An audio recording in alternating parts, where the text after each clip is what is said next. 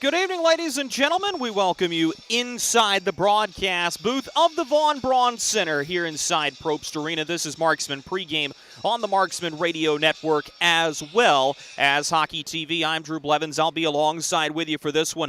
A critical stretch coming up for the Fayetteville Marksmen to close the season, and while mathematically it is still possible for Fayetteville to end up into third position in the league, it is highly unlikely, which means the Marksmen don't truly control their own destiny when it comes to playoff opponents. They'll look for a little bit of help and the fight to come between the Quad City Storm and the Pensacola Ice Flyers. What the Marksmen can control is 4 pivotal games against 2 very different opponents in the final stretch of this regular season. Tonight and tomorrow against the Huntsville Havoc, a team that has been pushing all season long for a regular season title, something oddly enough this group has never done in the history, long and tenured in the SPHL, and a Roanoke Rail Yard Dog group who's trying to nudge their way into 7th over Evansville and get a more favorable playoff matchup against a team they've had success against, the Huntsville Havoc, oddly enough. For Huntsville, they're limping into this contest on the back of a pair of losses dished out to them by the Roanoke Rail Yard Dogs, while the Fayetteville Marksmen clinched home ice advantage with their win Sunday against the Pensacola Ice Flyers.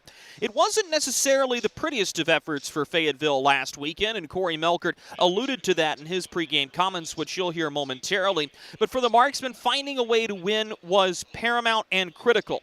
Unfortunately, it has cost them 2/3 of their top line, with Brian Moore out of the lineup back in Charlotte awaiting the birth of his child.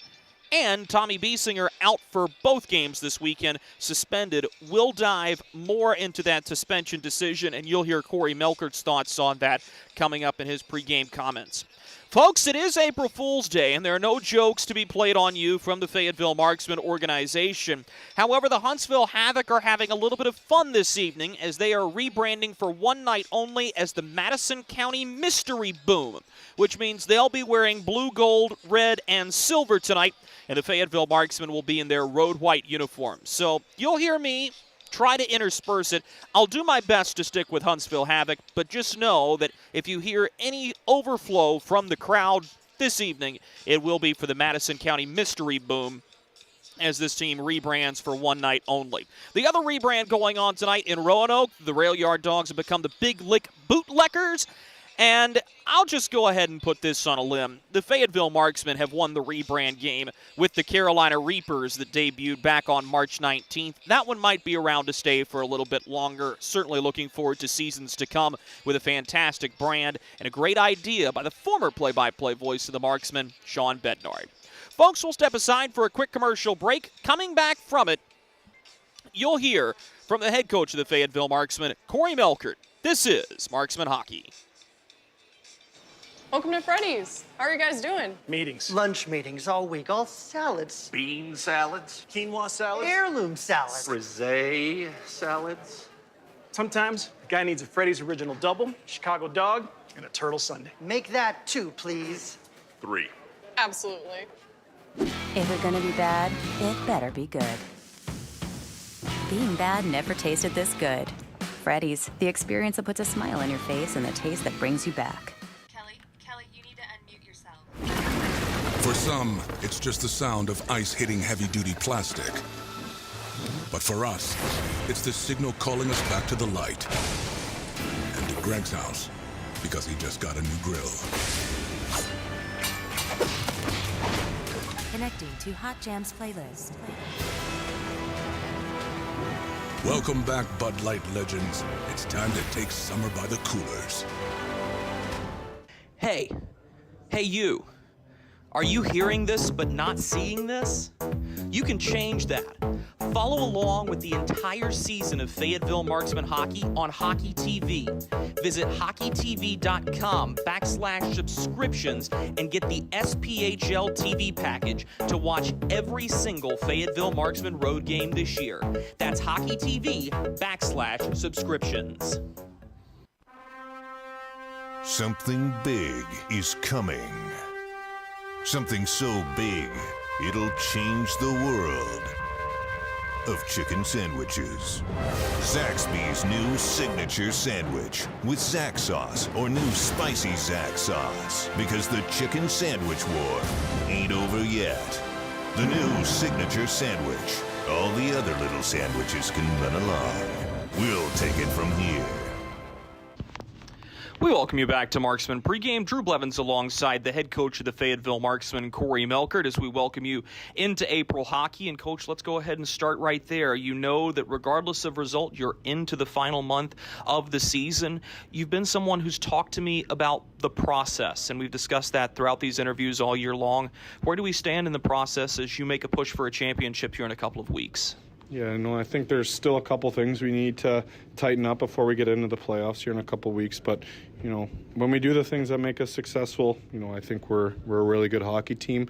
When we stray away from those things, I think we're a very beatable hockey team. You know, to be honest, I don't think we're at a championship level yet, but we got 2 weeks left to kind of figure it out, you know, and kind of take it from there. Suffering from a little bit of roster depletion going into this contest with the services of Brian Moore unavailable to you this week. Tommy Biesinger also suspended for 2 games after the check from behind against Douglas Elgstom in the third period of the Pensacola game. You're someone who's expressed some frustration over the way that suspension was handled. Is there anything that you can share with us on why that's been so frustrating other than losing a really good hockey player in your lineup? Yeah, I mean, it's just a terrible decision by the league. They have been inconsistent all year. You know, I think, you know, I experienced one of the worst hit from behinds I've seen since I was a part of this league on our captain, Taylor Mccoy. And, you know, they got a 5-minute major. You know, and that was it. The guy didn't get suspended. We had to kill off a 5-minute major with 5 minutes to go, and our guy gets 2 games, and it nearly wasn't as bad as a hit. So it's just inconsistency. But, you know, honestly, that's pretty par for the course with this league. So just kind of move on. It is what it is. And, you know, to be honest, it's an opportunity for others to kind of step up. And in Brian's absence, obviously, his girlfriend's very close to having a baby. So he had to go home off the road. And with Tommy being suspended, obviously, those are, you know, 2 of our top players. And, you know, you put Shane into that mix, who's obviously done for the season. It's an opportunity for others to step up this weekend, and, you know, to be honest, there are some guys in that locker room that need to step up if we're going to win a championship. So excited to watch them play tonight, and, you know, we'll see how it goes. Well, you are able to get a little bit of help at the center ice position with one of the more highly touted recruits coming out of Division III in Peyton Franti. He was a real leader for that St. Norbert team that went all the way to the NCAA D3 quarterfinals. What do you like about his game? Size up the middle. Seems to be a guy that can come in and really help you guys out here at the end part of the season. Yeah, I mean, I think you're probably right. He was probably one of the more highly touted players in Division III. I think, you know, he's an All-American, and, you know, like you said, he's got size, and he plays center. And, you know, as I get into coaching here, and, you know, a couple years in, I think, you know, I'm learning to realize that center's, you know, the most important position. You know, and obviously, like I said, losing Shane, you know, your first-line center, arguably be, you know, your most important player, you know, super hard to replace. So getting a player in like that, you know, it's good. You know, obviously I don't think he's going to be Shane right away because, you know, Shane's played for 3 years and, you know, he's just coming out of college. But, you know, I really think he'll be able to have an impact right away. You know, get his feet wet this weekend. Obviously, I know it's not going to be perfect. You know, he's got a lot to learn, but I'm excited to watch him play. It's a Huntsville team that comes in riding high. They've been in the top 2 of the league all season long. This is a group, though, you haven't seen all year. In watching film, what is it that makes this team so potent? What's special about them, and how do you look to combat that? They've played together for 5 years. And that team chemistry is something that makes them that much more special in your mind? Yes. Coach, thanks for your time. Thank you. He's the head coach of the Fayetteville Marksmen, Corey Melkert. We'll be right back with more Marksmen pregame right after this. Hey, it's Goldie from Good Morning Fayetteville for St. Peter Pest Control. They've been doing my pest control services all summer, and it's been wonderful not to have to deal with ants or mosquitoes the last few months. All that money I saved in calamine lotion. Ray and Preston St. Peter show up, they spray outside, but they also do in-home pest control. So if you have roaches or, dare I say, rodents, they'll take care of them as well, because the last thing you need is unwanted visitors making a nest in your Christmas decorations up in the attic. Call St. Peter Pest Control. They send all your bugs and pests to see St. Peter.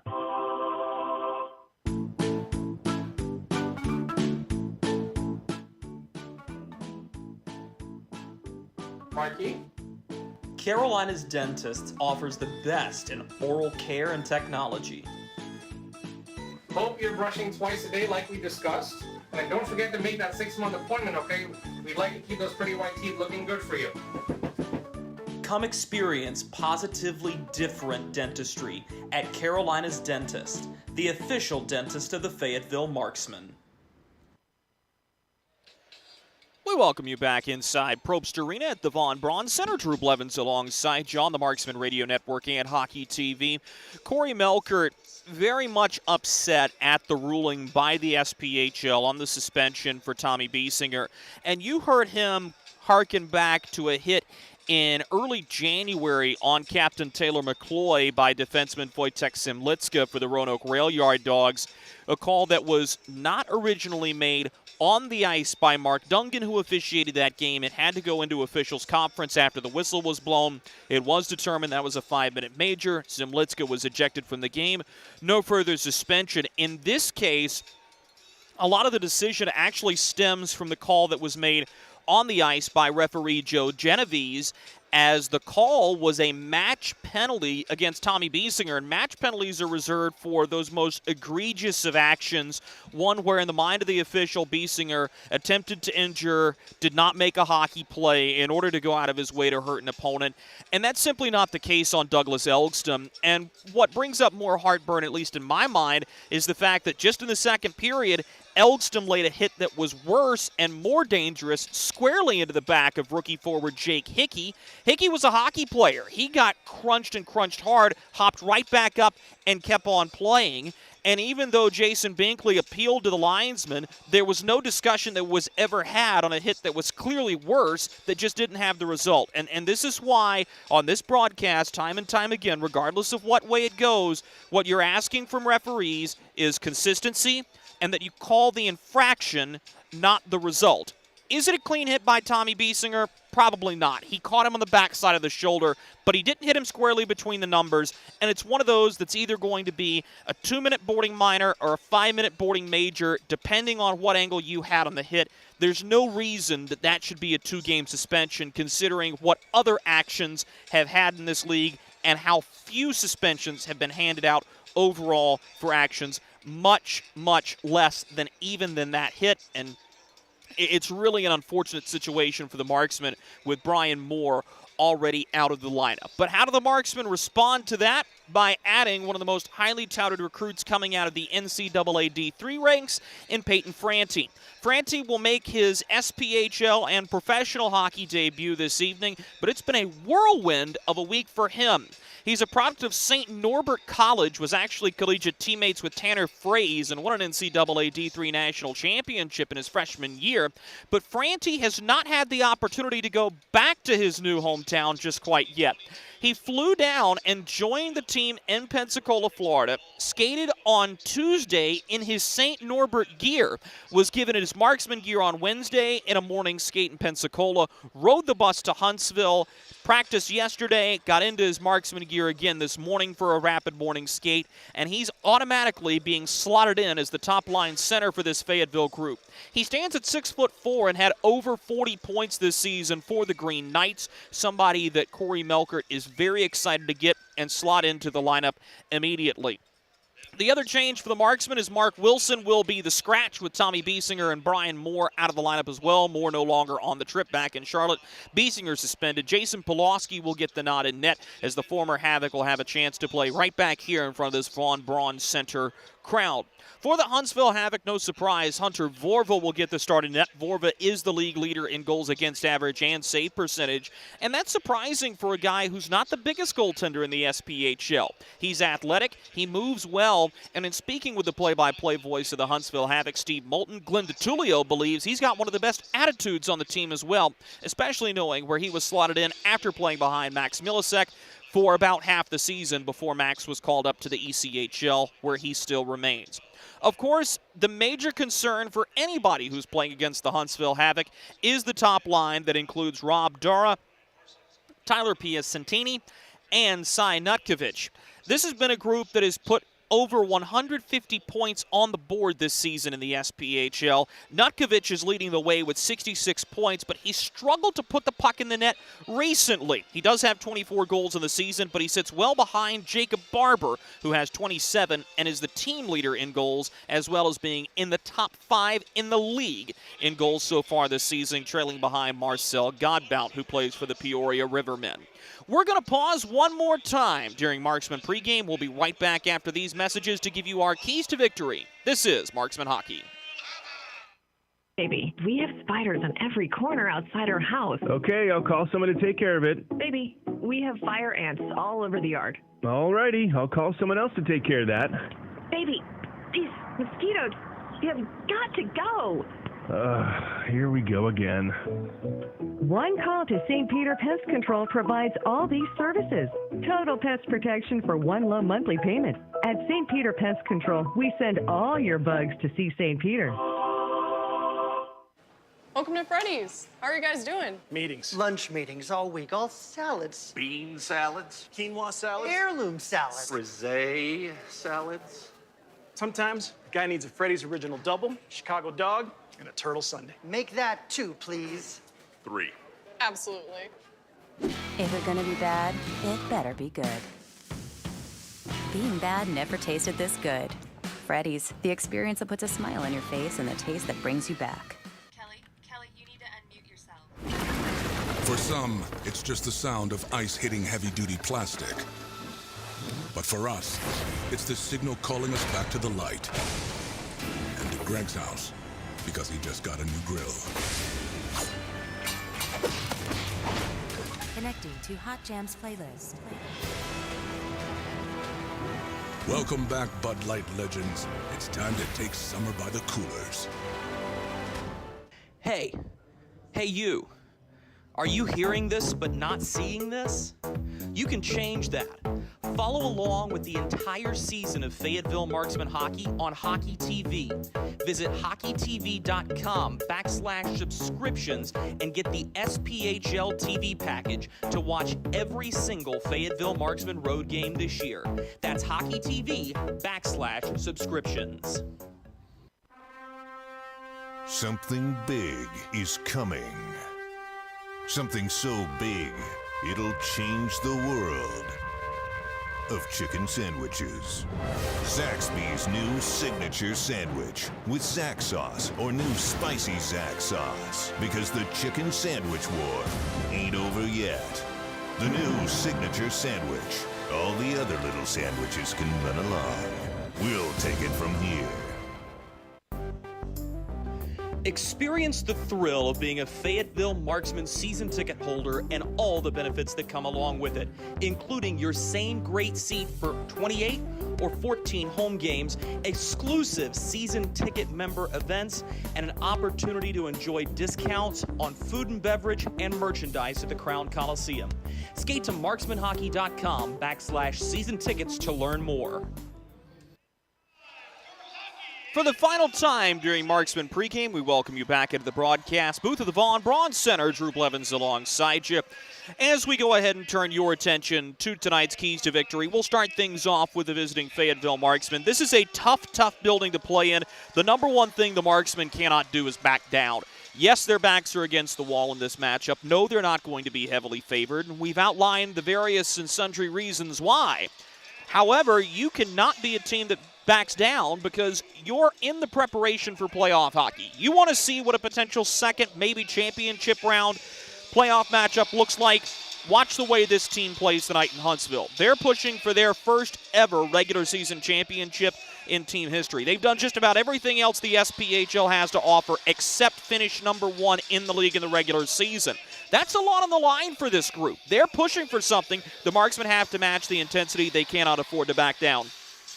The other thing is the Marksmen have to be better in their defensive zone and the neutral zone. They can't turn the puck over, bringing it through the neutral zone. They have to have crisp passes on their zone breakouts.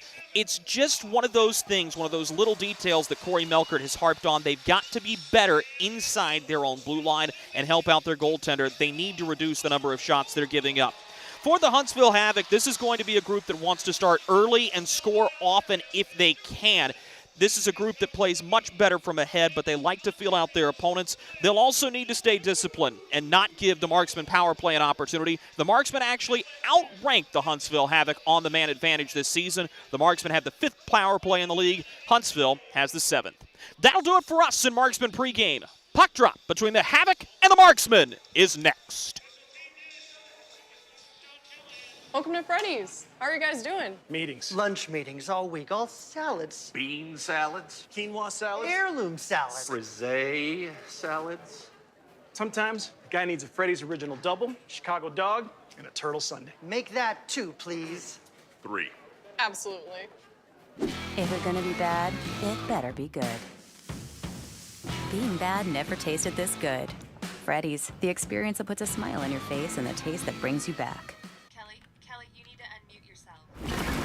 For some, it's just the sound of ice hitting heavy-duty plastic. But for us, it's the signal calling us back to the light. And to Greg's house, because he just got a new grill. Connecting to Hot Jams playlist. Welcome back, Bud Light legends. It's time to take summer by the coolers. Hey you. Are you hearing this but not seeing this? You can change that. Follow along with the entire season of Fayetteville Marksmen hockey on Hockey TV. Visit hockeytv.com/subscriptions and get the SPHL TV package to watch every single Fayetteville Marksmen road game this year. That's hockeytv.com/subscriptions. Something big is coming. Something so big, it'll change the world of chicken sandwiches. Zaxby's new signature sandwich with Zax sauce or new spicy Zax sauce. Because the chicken sandwich war ain't over yet. The new signature sandwich. All the other little sandwiches can run along. We'll take it from here.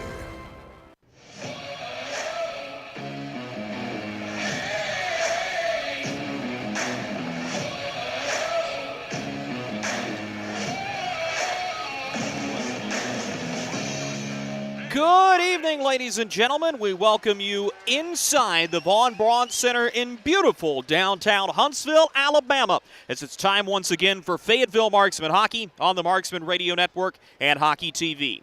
I'm Drew Blevins. I'll be alongside with you for this one. Meaningful contest for both of these two teams, as they will both be in the SPHL President's Cup playoffs. We look forward to bringing you the first of only 2 meetings between these two squads this season. The Fayetteville Marksmen enter the game 36-14-2. They have the 4th seed in the SPHL playoffs right now. They have locked up a finish no worse than 4th. They will have home ice advantage in the first round of the SPHL playoffs. Meanwhile, for the Huntsville Havoc, they're a team pushing for the number 1 overall seed. They come in 39-11-2, just 1 win and 2 points out of first place, where Knoxville currently occupies the top of the league.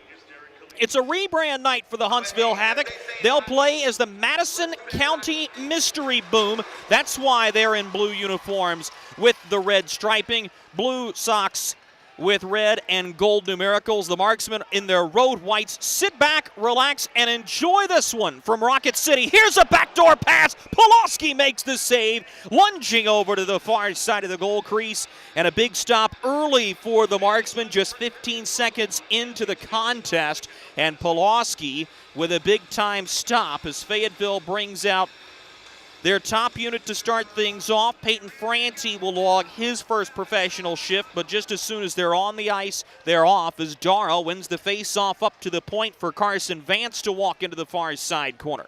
Backhanded to the near side boards, where Hickey will find the captain Taylor Mccoy in open space. He's unable to get it around Dara. Poked back out to center, where it'll be Bauer Neudecker to drop it back for Alex Silcheski, and he'll dump it to the near side corner with the Mystery Boom getting off on an early change. Back behind the net, the Marksmen will break it out. This is Mccloy, who sends it to the near side wing for Jake Hickey, who will dump it in back of the net. Hunter Vorva out of his net to play it. Fumbles with it for a moment. We'll get some help from Kilcheski as the puck bounces off the outside of the net into the near side corner. The Marksmen will hold the line as Jarrett Cup flings it toward the net. Mccoy back behind, chasing for it. Taken away by Procopio up the far side boards. And Madison County is right back out to the red line. This will be dumped in by the mystery boom into the far side corner where Matt Mcnair bangs bodies for the puck with Harrison Harper back there to help him out. One to the near corner, and the Marksman will send it ahead to Mcnair. This one goes in and out of his skates, and the Havoc will just dump it right back in. Harrison Harper in front of his own goal sends it to the near side wing for Drake Glover, who scored Sunday. He'll backhand into attacking ice, but it's taken there by the Havoc and sent all the way up and ahead. This is Genadov in the near side corner with it. He's crunched back behind the net by Harrison Harper. Harper gets to the puck in the far side corner where Genadov will fight for it, but Oliveri responsibly sends it up to the near boards, and Drake Glover flies it across the rink. This is FX Girard, who gave a centering pass just wide of Matt Mcnair, and Huntsville is right back out to the red line. Sent to the far side boards where Jacob Barber, the team leader in goals, will win it back to center ice. Scooped away there by Kyle Clark, and the Havoc will dump it right back in with Clark bringing it ahead. Run into by Peyton Franti as Gendadov sends a shot on goal. Caught and held on to by Pulaski, who will get a whistle with 17:48 to go in the first period. Thought that's a really good start for the Havoc, but more importantly there, the Marksmen respond off of that chance 15 seconds in. They don't get a shot on goal there, but they've quelled the hot start for this Huntsville group, and that's what you need to do. Punch to the far side boards. Franti fighting for it, but it's one instead to the far corner by the Havoc. All the way up to the point, stepping in is Kilcheski as he'll send it to the near side corner, and the Havoc go to work there. Skating it all the way up to the point is Neudecker, but he lost the puck at the blue line, and Huntsville will have to reset. Punched off the far side boards where Miles Harvey will give ahead to Franti, and he'll dump it in for Taylor Best to go chase. Best, over 40 points as a rookie, centers as he was looking for Franti. This puck is taken away, and Bauer Neudecker's back ahead of the red line. Neudecker will send it into the near side corner, and the Marksmen will go back to retrieve here with 17 minutes to go in this first period. The Marksmen are going to have to be careful in this game. You don't want to let it get out of hand. Can't afford turnovers like this one to Nutkovich as he'll work to the far side corner. Jarrett Cup hops in the way of him there. Dumped right back out to the center ice logo. And Zach Hoffman will go to chase for the Marksmen. Finds Jarrett Cup, who will punch up ice to Mccoy. He's unable to get it out as wheeling around with the puck here is Tyler Piacentini. Back behind the net, Piacentini gives up the puck, and the Marksman will scoop it up off the far side boards. Jake Hickey cannot bang his way around Procopio. And here come the Havoc right down the near boards again. This is Piacentini, run off the puck by Harper as it'll be taken by Mccloy. Finds Hickey, who touched into the middle for Fraze off of his forehand. From the far side wing, a quick wrist shot by Barber. Ricochets up and out of play with 16:09 to go in this opening period. This is the line you've got to keep a very sharp eye on. And for Glenn DiTullio, it's always nice to have a group that you can lean on heavily. And that's been Barber and Nutkovich and Piacentini and the usual suspects. Just have a look down the statistics line and you'll see why they're so feared. Guys that have nearly or already over 50 points in the season. But for the Fayetteville Marksmen and Corey Melkert, their potency comes in the fact that they are a top-to-bottom team that can produce. And you see guys like Andrew Lane getting his first pro goal a handful of weeks ago. Miles Harvey blasts one in on Sunday for a little bit of insurance. That's helpful. Franti feeds the far wing. Reimers scores! The Marksmen draw first blood. Reimers sent it off of one of the diving Havoc players. It's around Vorva, and the Marksmen have the lead. But now we've got to keep an eye on Taylor Best, who was run into on the inboards. And Best is bent double in pain. I can't tell what's injured on him, but Kyle Sherrill, the Marksman trainer, is there at the near side boards. He'll receive him. Peyton Franti is going to get an assist on that goal. It'll be his first professional point. And Zach Reimers will have his 10th goal of the season, and the Fayetteville Marksmen draw first blood here at the Von Braun Center. That is a critical marker that comes just shy of 4 minutes into the game. Officially, it'll be at 3:52. And the Marksmen are right back on the attack with Matt Mcnair avoiding a body check into the near corner. Puck is taken back behind the net. Quick center, and a good shot by Girard goes just wide of the far post as the Marksmen have a little bit of life after the Reimers goal. Back behind the net is Miles Harvey. Sends it up the near side boards where Drake Glover will go to chase it. In front of him is Alex Kilcheski. Feeds it off the far side boards as Huntsville will send it back to center. No, they won't.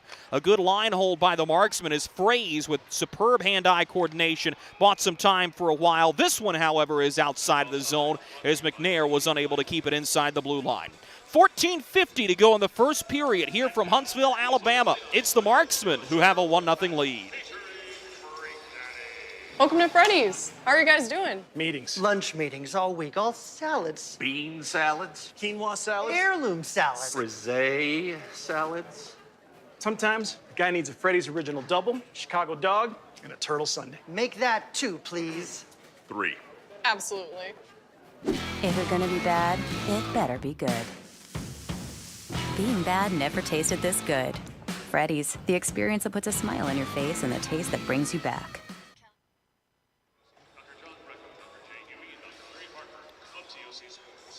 14:50 to go in the first period.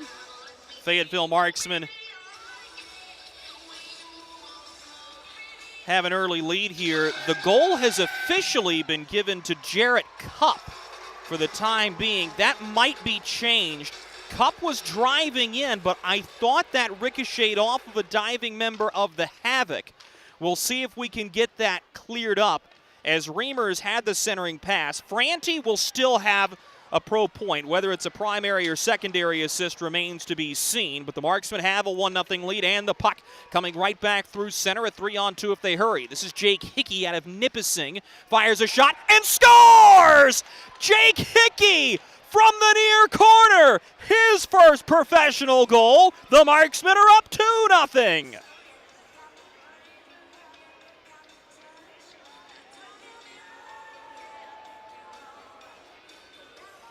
Zane Steves shuffling along the Huntsville bench as that one hit Vorva, deflects high and goes in, and Jake Hickey makes it 2-0 Marksmen. Just 5:37 into this hockey game. And the Havoc caught sleepwalking here at home early. We'll see where the energy comes from on their rebrand night, as the mystery boom have been banged here early. And the near side boards, this will be backhanded behind the net as Elliott St. Pierre turns the puck over. A hard hit delivered there, and maybe that's where some of the energy comes from. This is a very surprising result, and the Marksmen looking to take advantage of it here. An early 2-0 lead, still plenty of hockey to go, but for Hunter Vorva, certainly that last one, he's got to be better on his angle. It is an undersized netminder. You have to be sharp, and there Vorva misplays as this one is cleared up the far side boards. This is going to be icing against the Havoc with 13:33 to go in this first period. And Huntsville comes into this contest limping a little bit. It's an injury to your pride when you're struggling against a team like the Roanoke Rail Yard Dogs, who are still below 500. They are a playoff team. They're going to give somebody a fight just by the way Dan Bremner has that group playing right now. But for the Marksmen, they're going to send a message here early in this one. Off the outside of the net, this puck is taken back behind the cage. A centering pass loose in front, smacked out to the blue line no further. It's a good play made defensively by Bear Gendinov. To the far side boards, Franti will kick it to the far corner. Glover gives right back to Peyton Franti. Keep an eye on this. Taylor Best is not out with his line mates as Huntsville will take the puck and dump it in as Dara sends it to the far side corner. Picked up there by Harrison Harper, who will wheel ahead. Harper played in Birmingham during the COVID-19 year, and he'll dump it right back behind of Hunter Vorva. Scooped up there by Carson Vance, who tried to feed the far sideboards. Puck was cut off there as the most recent Marksman goal scorer, Jake Hickey, has it. You'll hear from him during our first period intermission report. Insightful young man. Joy to talk to. Fraze tries to center to Hickey. This one's battered out of midair on a good play by Kolcheski. Up to the point, a long wrist shot by Hoffman sails wide. Dara gets to the loose puck and will flip it ahead of the red line. Hoffman has to receive it there.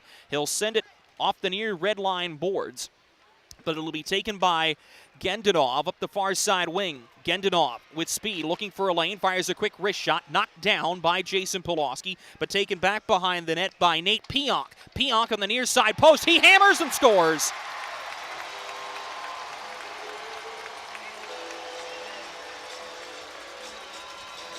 Nate Pionk on a bouncing puck found a way to get it between the legs of Pulaski, and just what the doctor ordered for Huntsville, as Pionk will have the goal. 7:53 into this first period.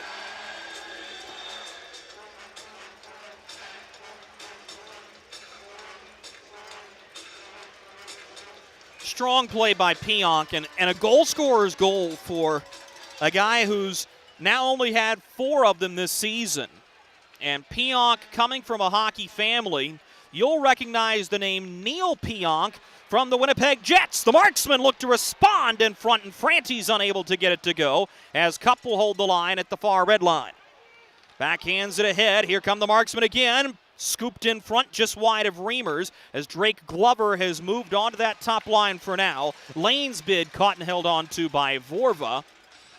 And that will be his first save of the hockey game as we near the halfway point of this first period. Always exciting to see familiar names. And for Nate Pionk, you wonder how many phone calls and texts have been exchanged between he and his brothers and his cousins, especially with Neil, on just those little details that help to elevate your game. And one of those being keep swiping at the puck until the whistle's blown. Pulaski didn't have it cleanly. There's no gamesmanship there. It was under a glove. No, that puck was bouncing around and loose as Pulaski catches the dump in. It'll hold for a whistle. But that's a good goal scorer's goal and good instinct by Pionk to go to the near side post and keep whacking, and something good happens. Neudecker and Dara will have the assists on the goal from Pionk. 2-1 the score, 11:28 to go in the first period here in Huntsville, Alabama. And we'll see if that goal re-injects the crowd into this hockey game. There's very rarely an empty night here in Huntsville, and it's going to be even more full than it is this evening tomorrow with the Legends game going on prior to the Marksmen and the Havoc. As a good stop by Pulaski will produce a rebound, and the Marksmen are back across their own blue line.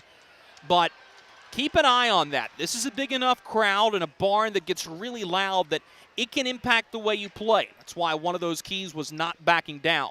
Nutkovic sends it right back behind the net for Tyler Piacentini as he'll feed it up to the far side point. Here's a long wrist shot blocked on the way through. That may have hit Piacentini. Taylor Mccloy lifts the stick of Nutkovic and will send it right back behind the net for Jarrett Cup. He'll drop for Don Oliveri with a new unit coming out for the Marksmen. 10:40 to go in the first period. 2-1 Fayetteville in the driver's seat. A long look up ice as Matt Mcnair will bring it ahead of the red line. Fumbled with the puck, but will get some help coming from behind him. Scoop to the near sideboard. Spinning with it here for the Marksman is FX Girard. He turns and fires a long wrist shot that is caught and held on to by Hunter Vorva with 10:21 to go in the first period. And keep an eye on that, too, because Hunter Vorva is someone that has to get reinserted into this game rather rapidly, especially after giving up 2 goals on 2 shots. And that's a shot that is going to allow him to find a little bit of rhythm in this one. Huntsville outshooting Fayetteville 7-4 in the early going, but the Marksmen have the 2-1 lead where it counts. In the far side corner, Harper is hauled down. The puck jostles free, and the Marksmen are right back out to center. This is FX Girard. Twirls around his man and has it behind the net. Passes around of Elliott St. Pierre, using the boards to move it to the point, but taking a hit to make a play was Barber. Pushed into the middle. Here's Jacob Barber with a wrist shot that flutters in onto Pulaski. He'll swallow it, and we'll take a break. 9:52 to go in the first period of this one. 2-1 Marksmen.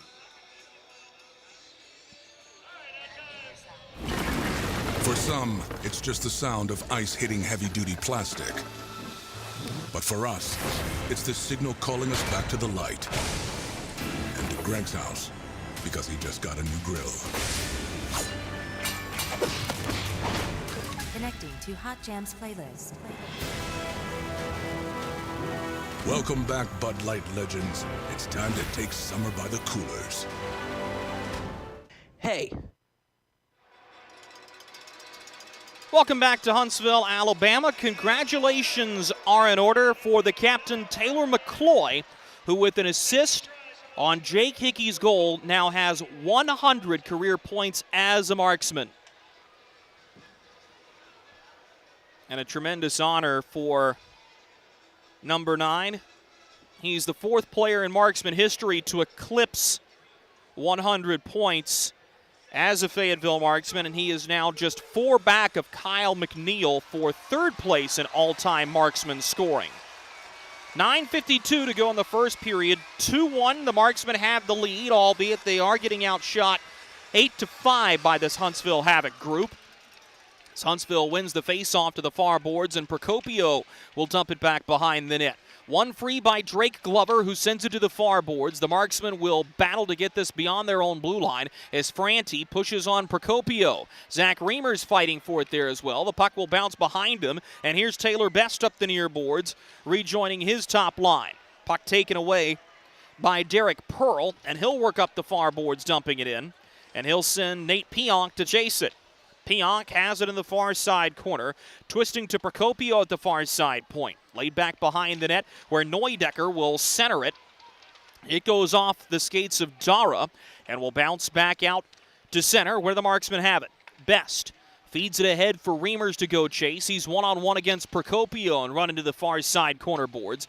Best ends up behind the net, blocks the initial clearing attempt as Gendinov will send it all the way out beyond the red line, but not with control as Huntsville turns the puck over on the clearing attempt again. And this has been a struggle for Huntsville, just trying to get into rhythm and get clean zone entries. And that's very rare for a team that's played together for so long. This one is dumped in again. Piacentini going to chase, but that one generated from behind the red line will be icing against Huntsville with 8:32 to go in the first period. 2-1 the Marksmen leading. 8:32 to go in this first period. It's beyond the halfway point of the opening frame. It's hard to say which team has been better. Certainly the Marksmen have capitalized on their chances, and good things happen when you throw the puck to the net, but feels like Huntsville has been able to generate a few more opportunities and not just via more shots on goal. This is Taylor Mccloy, the captain, feeds it up to Jarrett Cupp. His slap shot blocked on the way through, but the Marksmen have the rebound. Fraze feeds the far point. This is Andrew Lane. Dumps it into the far side corner. This will catch the kick plate and roll right to Carson Vance. Tries to clear up the near boards. He's denied there. Mccloy has the puck in the slot. Digging for it is Hickey. He fires just wide of the far side goalpost. Hickey run into by Kolcheski on the far side boards, and Piacentini will take the puck up the far wing. Piacentini loses it, and Mccloy will dump it right back in. This is on goal to Vorva, and he'll scoop it out to keep the play going. 7:45 to go in the first period. Huntsville hanging on to the puck directly behind Vorva is Zach Reamers will watch closely.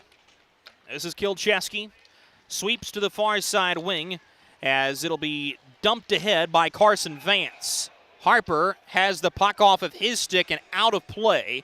That is judged to be tipped out by Matthew Newcomb. And no penalty for delay of game as the faceoff will stay in the Marksman end. 7:28 to go in the opening frame.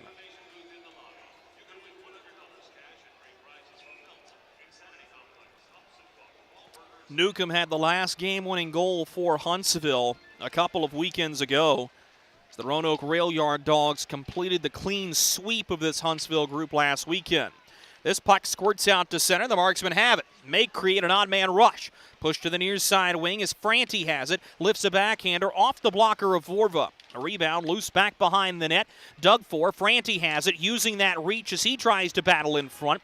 Taken away by Newcomb, who will headman the puck to Gendanov.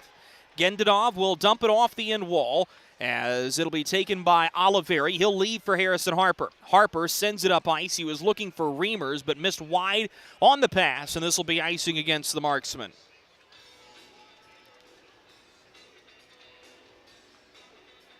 Face-off will come right back down to the blocker side of Jason Pulaski, who played for this Havoc group last season while the Marksmen were forced to take a year off due to COVID-19 protocols in the state of North Carolina.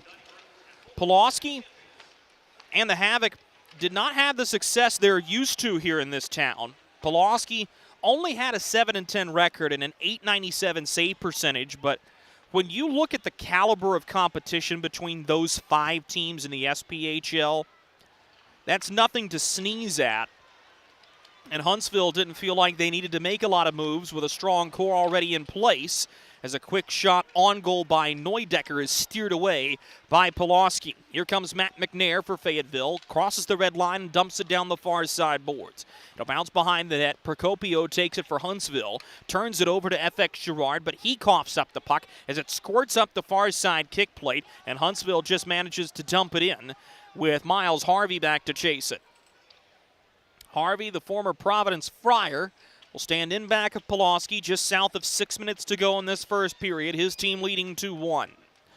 Miles Harvey had that critical goal on Sunday to make it 3-1 against Pensacola. Backhands it ahead to Taylor Mccoy. It's right into the body of Piacentini, and it will ricochet off of him behind of Hunter Vorva, where the Havoc will possess.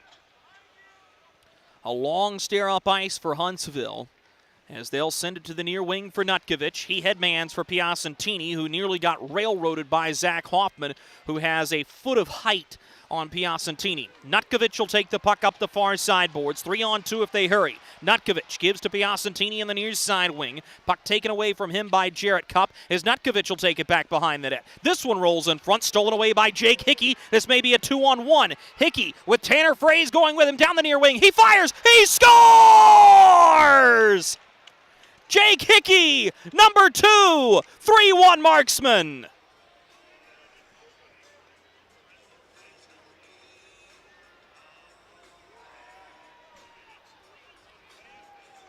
What a period from Jake Hickey, who will have his second goal of the evening, his second pro goal. This one will come 14:54 into this first period. And what a release from Jake Hickey. First of all, what a decision with Tanner Fraze going with you, someone that has been a playmaker all season, to look him off, fire, and beat Hunter Vorva. Here's a centering pass for Franti that is knocked away by Vorva, and he's forced to cover. And now I think Linda Tullio is going to be put in a little bit of a predicament in net going into the second period. Tell you more about that when we come back. 3-1 Marksmen with 4:52 to go in this first period. Hey you, are you hearing this but not seeing this? You can change that. Follow along with the entire season of Fayetteville Marksmen hockey on Hockey TV. Visit hockeytv.com/subscriptions and get the SPHL TV package to watch every single Fayetteville Marksmen road game this year. That's hockeytv.com/subscriptions.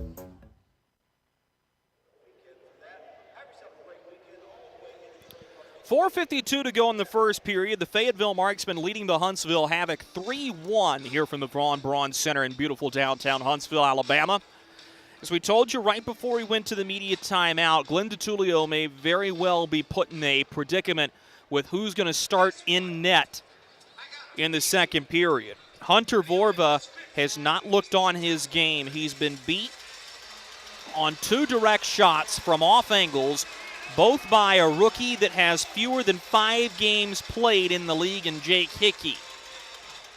And what a coming out party for Hickey. Corey Melkert had been highly complimentary of him last weekend versus Pensacola. And now to see that come to fruition, this is huge. This one spun on goal just over top the crossbar and out of play as Vorva was caught challenging.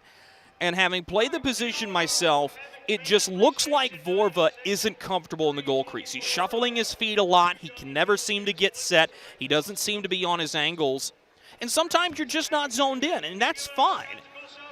But knowing what Huntsville's trying to do here as they look for a regular season league championship, this is a frustrating first period.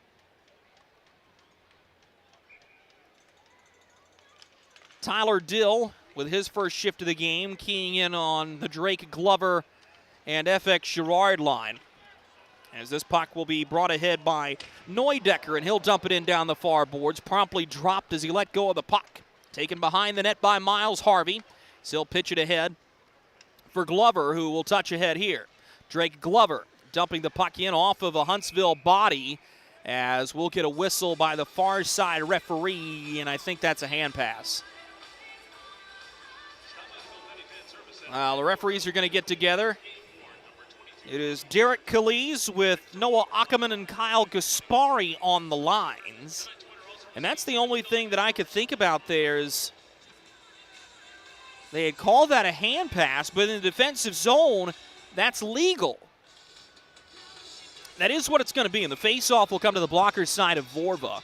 Just 4:12 to go in this first period. An offensive showing for the Marksmen as they have scored 3 on just 8 shots. Behind the net, Drake Glover will get some help from Matt Mcnair as Glover will take it in the far side corner.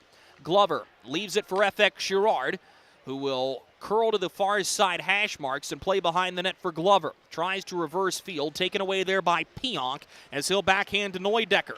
Fed to the far side wing, a good head fake by Derek Pearl, but he fumbled the puck crossing the blue line, and Huntsville's offside with 3:45 to go in the first period. So the faceoff will come right in front of the Fayetteville Marksmen bench, and that'll give us a nice segue to tell you a little story. The Marksmen bus is in the shop here in Huntsville for routine repair. Nothing crazy is going on. It's just going in for a routine lookover.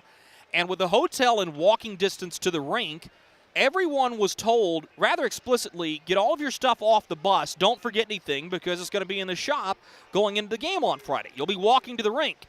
Well, lo and behold, it was the head coach, Corey Melkert, who actually forgot his suit on the bus.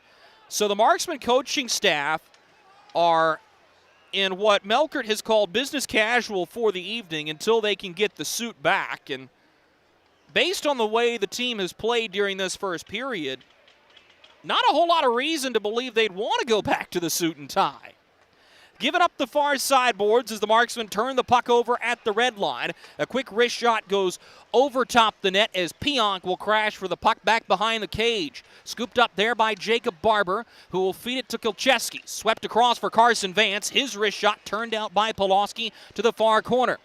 Won by Tanner Fraze, who will find Taylor Mccloy. He'll send it to the near side boards. And Andrew Lane will gain the red line and dump it in.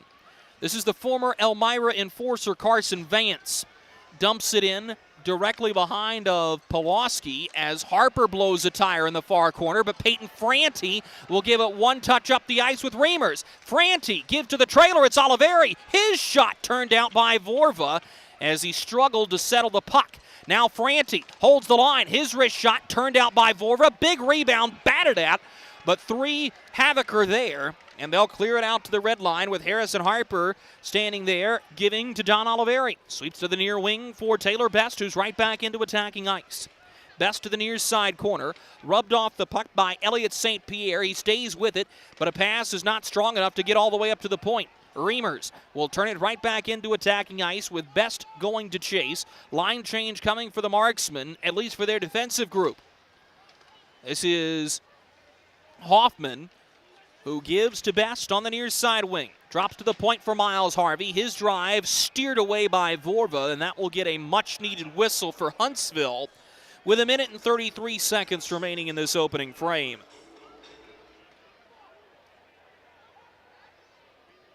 My mind still keeps hearkening back to that question of Hunter Vorva or Zane Steves in the second period. And the question, I think, is a very legitimate one, as we're going to get a pause here, and not completely sure what this one is about, as both teams have gone over to the bench. This is not a scheduled media timeout. But for Tertulio, I would imagine you were going to think that Zane Steves was going to go both games, and that's not the case. The reason we've got a pause here is a stanchion has been dislodged from the glass inside the ice. And the ice crew is having a look at how to get that stanchion replaced. And while they do that, we'll step aside for a quick commercial break. Marksmen leading 3-1 here in Huntsville.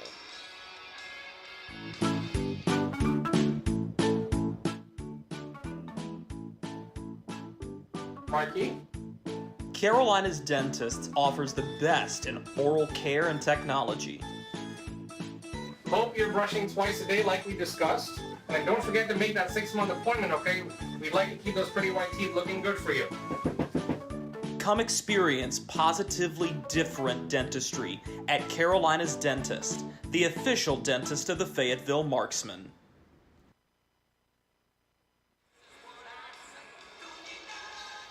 Welcome back to Huntsville, Alabama. Drew Blevins alongside you on the Marksman Radio Network and Hockey TV. And we're in a little bit of a delay here.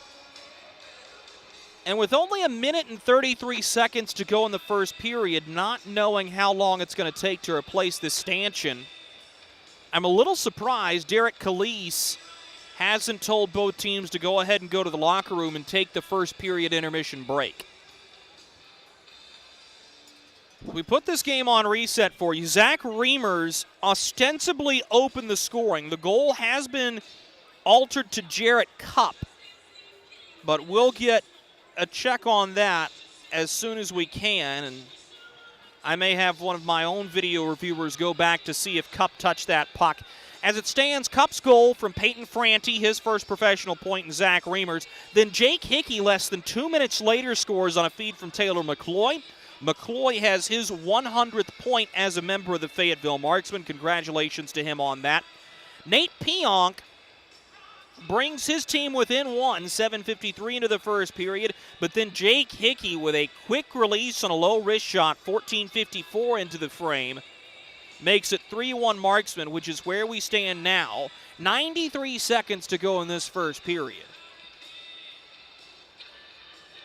And a lot of hemming and hawing on how secure that stanchion's going to be in the glass as Derek Calise watches on. And again, it is within the power of the referee, if you have any type of delay with the ice, glass, stanchion, whatnot, to send both teams off to the locker room for what would be an early first intermission. And I think that may be what's going to happen here, as both teams are being sent back to their benches. And the Huntsville video room trying to keep things light. I thought that stanchion was well in place, and the teams were lined up for the face-off. That is not the case, and there's a lot of shuffling going on both of these benches here.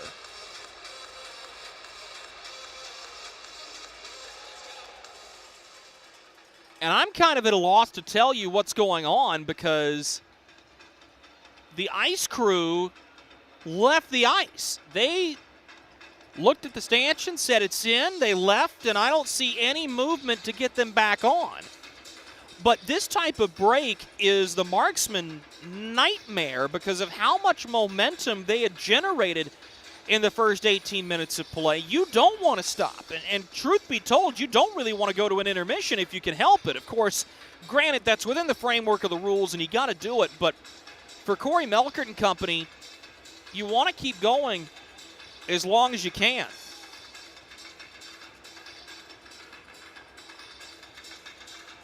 And now a discussion in the far side corner boards between a member of the Havoc staff and Noah Ackerman. And just in general, a lot of mulling about.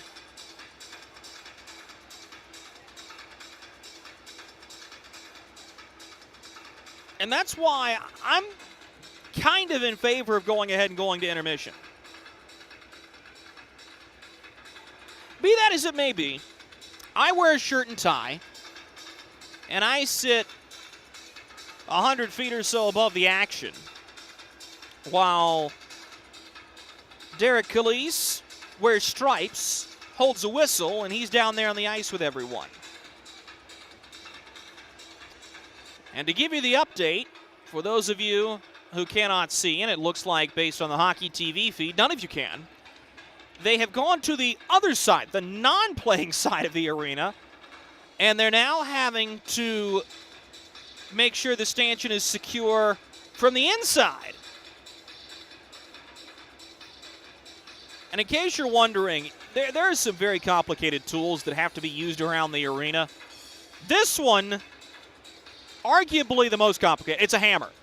And they're just banging that piece of metal into place to get it secure in the tray it sits in. Great job by our Marksman video review staff sitting back in Fayetteville, going back on replay, and they have confirmed exactly what I thought, that should be Zach Reimers' goal. But as it stands, I report what's on the scoring system. I report what's official. But I will tell you, that's got to be Reimers' goal. So thank you so much to the review room back in Fayetteville, who has done so much for us throughout the course of the season, and that's been a chorus of different people, but fantastic job back on the home front as this puck is scooped toward the front of the Marksman net. Pulaski with an active stick to sweep it away as we resume play here. This one's dumped in behind the net by Derek Pearl as Huntsville tries to set it up from there.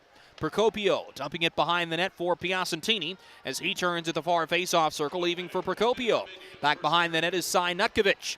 Nutkovich feeds it all the way up to the point. Here's a wrist shot through traffic. Never made it to Pulaski as it bounces off of his skate and is into the protective netting out of play with 52.5 seconds to go in the first period.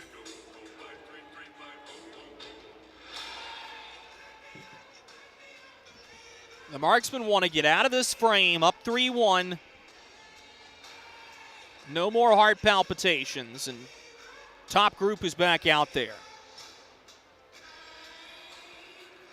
Corey Melkert speaking with his forward core, leaving assistant coach Jason Binkley primarily to handle the defense as Miles Harvey scoops it up to Taylor Mccoy, and he'll bounce it right back out to the red line. Taken there by Huntsville and pitched off the near side glass. This is Pionk trying to push his way through. This puck is intercepted and knocked out of play. And the question is, did it go out cleanly? One of the buildings in the SPHL that has very short glass, and this is going to be a penalty on the Marksmen, as this will be delay a game for a puck over the glass, and it'll go against one of the better penalty-killing defensemen in Jarrett Cupp.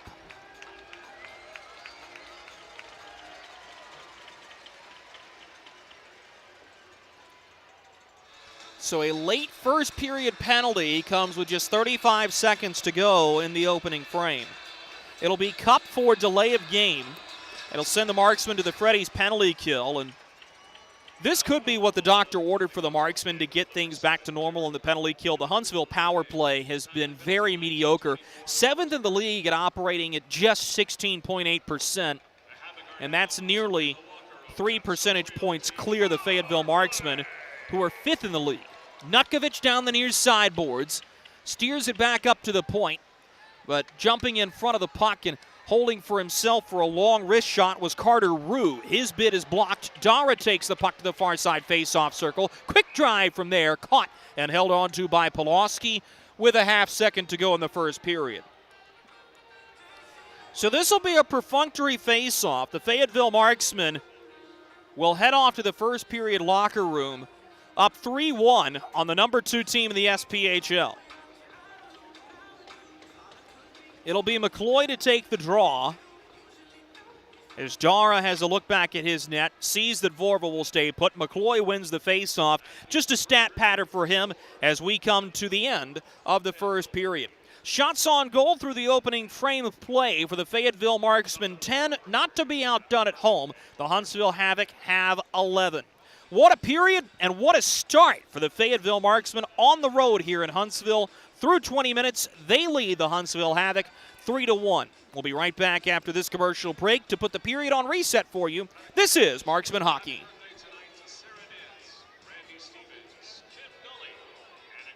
How are you guys doing? Meetings. Lunch meetings all week, all salads. Bean salads. Quinoa salads. Heirloom salads. Frisee salads. Sometimes a guy needs a Freddy's Original Double, Chicago Dog, and a Turtle Sundae. Make that 2, please. 3. Absolutely. If it's gonna be bad, it better be good. Being bad never tasted this good. Freddy's, the experience that puts a smile on your face and the taste that brings you back.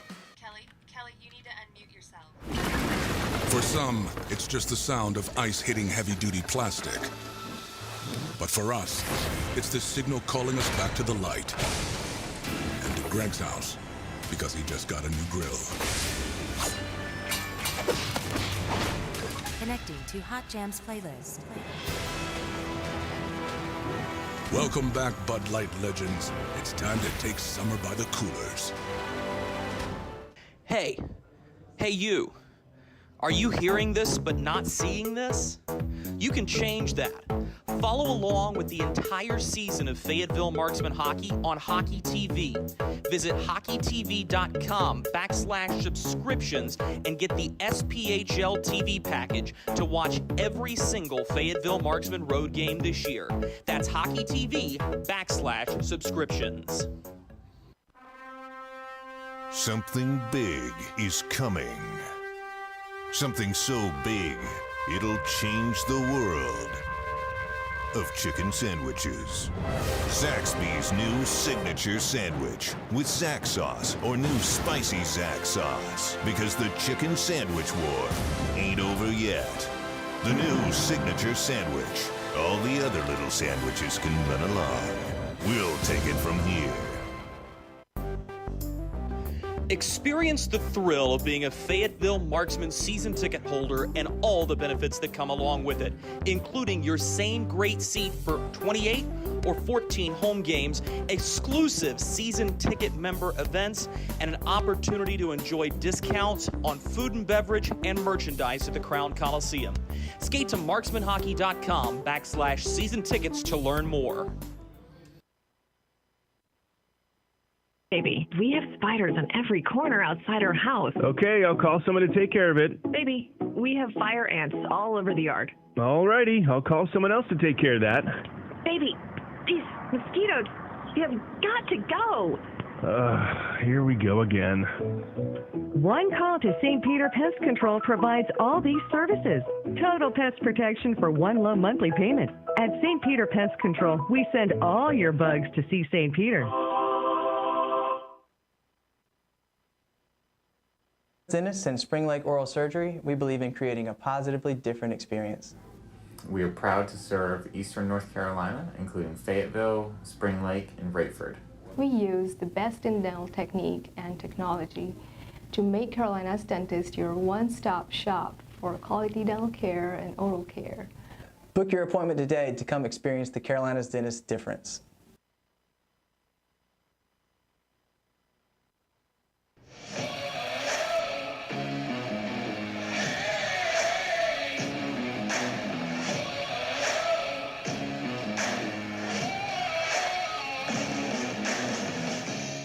Welcome back inside the Vaughn Braun Center into the broadcast booth. We welcome you. I'm Drew Blevins.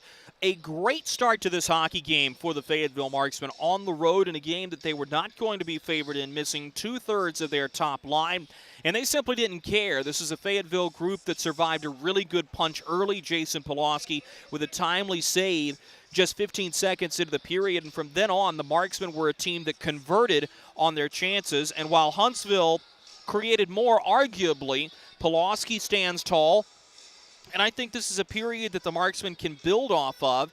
And it wasn't the usual suspects that were creating the offense. As we put this period on reset for you, what is officially being called a Jarrett Cup goal, there is no way whatsoever that's going to be Jarrett Cupp's goal. I just watched the replay for myself. It'll be Zach Reimers' goal from Peyton Franti. Franti with his first professional goal on one of his first 3 shifts. Just a tremendous effort play by Reimers, who gave it right back to the middle, off of a body into the back of the net. Reimers' 10th of the season. Peyton Franti on the board. And wanting to get his own first professional point, Jake Hickey toting the puck down the near side wing. About 3 minutes later, fires a wrist shot off angle from the near side corner. It rolls up the stick of Hunter Vorva into the top corner of the net. That made it 2-0 Marksmen. Hickey's first professional goal, and he wasn't done in the first period. Being able to stop the bleeding is always critical when you're a team, especially at home. Nate Pionk is able to do that on the near side goalpost, whacking at a rebound from a shot from Rob Dara. Pionk has his 4th goal of the season, while Dara will have his 28th assist for his 54th point, also factoring in his Bauer Neudecker, who will have his 30th point on the season. That made it 2-1. But then Hickey creates an odd man rush down the ice himself, looks off Tanner Fraze, fires a quick wrist shot to beat Vorva 5-hole. His second professional goal, his second goal of the evening, makes it 3-1 Marksmen. Late period penalty called against Jarrett Cupp for flipping the puck out of play without it being deflected. That's delay of game. It was a tight call right along the short glass on the near side boards. But nonetheless, that's what the call was. The Marksmen do go to the Freddy's penalty kill. And so far, they're unscathed with 1:25 left to kill going into the next period. We'll step aside for these messages from our corporate partners. Coming back from it, you'll hear from the young man who scored twice, Jake Hickey, in his first interview as a Marksman. This is Marksman Hockey. Meetings. Lunch meetings all week, all salads. Bean salads. Quinoa salads. Heirloom salads. Frisee salads. Sometimes a guy needs a Freddy's Original Double, Chicago Dog, and a Turtle Sundae. Make that 2, please. 3. Absolutely. If it's gonna be bad, it better be good. Being bad never tasted this good. Freddy's, the experience that puts a smile on your face and the taste that brings you back. Kelly, you need to unmute yourself. For some, it's just the sound of ice hitting heavy-duty plastic. But for us, it's the signal calling us back to the light. And to Greg's house, because he just got a new grill. Connecting to Hot Jams playlist. Welcome back, Bud Light legends. It's time to take summer by the coolers. Hey you. Are you hearing this but not seeing this? You can change that. Follow along with the entire season of Fayetteville Marksmen hockey on Hockey TV. Visit hockeytv.com/subscriptions and get the SPHL TV package to watch every single Fayetteville Marksmen road game this year. That's hockeytv.com/subscriptions. Something big is coming. Something so big, it'll change the world of chicken sandwiches. Zaxby's new signature sandwich with Zax sauce or new spicy Zax sauce. Because the chicken sandwich war ain't over yet. The new signature sandwich. All the other little sandwiches can run along. We'll take it from here. Experience the thrill of being a Fayetteville Marksmen season ticket holder and all the benefits that come along with it, including your same great seat for 28 or 14 home games, exclusive season ticket member events, and an opportunity to enjoy discounts on food and beverage and merchandise at the Crown Coliseum. Skate to marksmanhockey.com/season tickets to learn more. Welcome back to Marksman Hockey. Drew Blevins alongside forward Jake Hickey. Jake, you're going into your second pro weekend, but what was it like getting acclimated to the locker room, having some familiar faces there in Brent Moran and Harrison Harper? Yeah, no, it was good. Good to see those boys again. I mean, everyone here has been great so far, so I've been really enjoying my time here so far, yeah.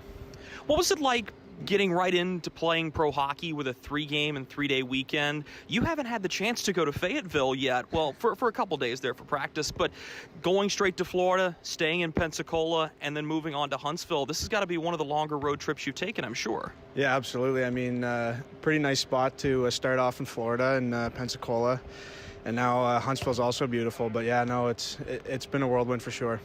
You were someone who generated a couple of offensive opportunities in each game in that Pensacola series. How would you describe your game up there as one of the forwards for this group? Yeah, I think I've kind of been more offensive motivated and definitely working on my game in the D zone. But yeah, just looking to get that first goal would be nice.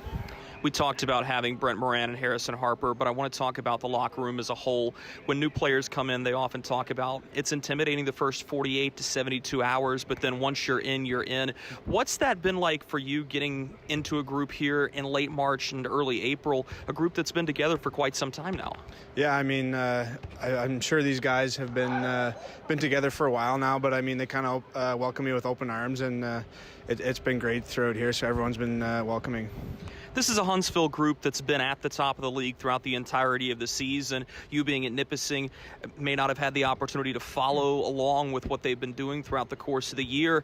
Do you think that gives you a little bit of a psychological advantage, maybe going in with a little bit of naivety about what this group is and just focusing on your game? Yeah, maybe a little bit. I mean, we saw some video there already, so yeah, I think just go in and kind of just play our game as is. So we've been rolling now, so I think we just keep going. What's one of the keys for success this evening? I think just honestly playing the way we've been playing and keep it rolling since Pensacola. Thanks so much for your time. Thank you. He's forward Jake Hickey. We'll be right back with more Marksman hockey right after this.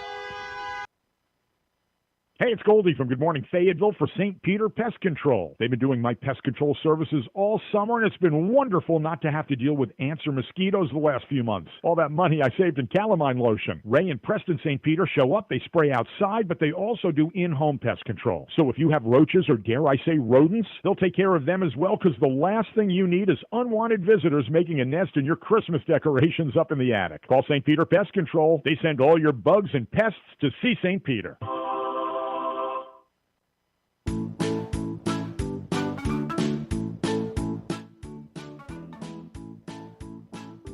Marky? Carolina's Dentist offers the best in oral care and technology. Hope you're brushing twice a day like we discussed. And don't forget to make that 6-month appointment, okay? We'd like to keep those pretty white teeth looking good for you. Come experience positively different dentistry at Carolina's Dentist, the official dentist of the Fayetteville Marksmen. Welcome to Freddy's. How are you guys doing? Meetings. Lunch meetings all week, all salads. Bean salads. Quinoa salads. Heirloom salads. Frisee salads. Sometimes a guy needs a Freddy's Original Double, Chicago Dog, and a Turtle Sundae. Make that 2, please. 3. Absolutely. If it's gonna be bad, it better be good. Being bad never tasted this good. Freddy's, the experience that puts a smile on your face and the taste that brings you back. Kelly, you need to unmute yourself. For some, it's just the sound of ice hitting heavy-duty plastic. But for us, it's the signal calling us back to the light. And to Greg's house, because he just got a new grill. Connecting to Hot Jams playlist.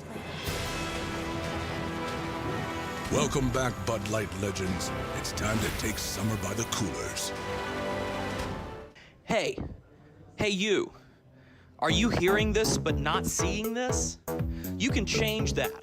Follow along with the entire season of Fayetteville Marksmen hockey on Hockey TV.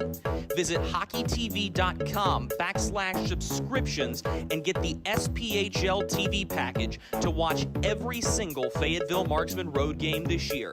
That's hockeytv.com/subscriptions.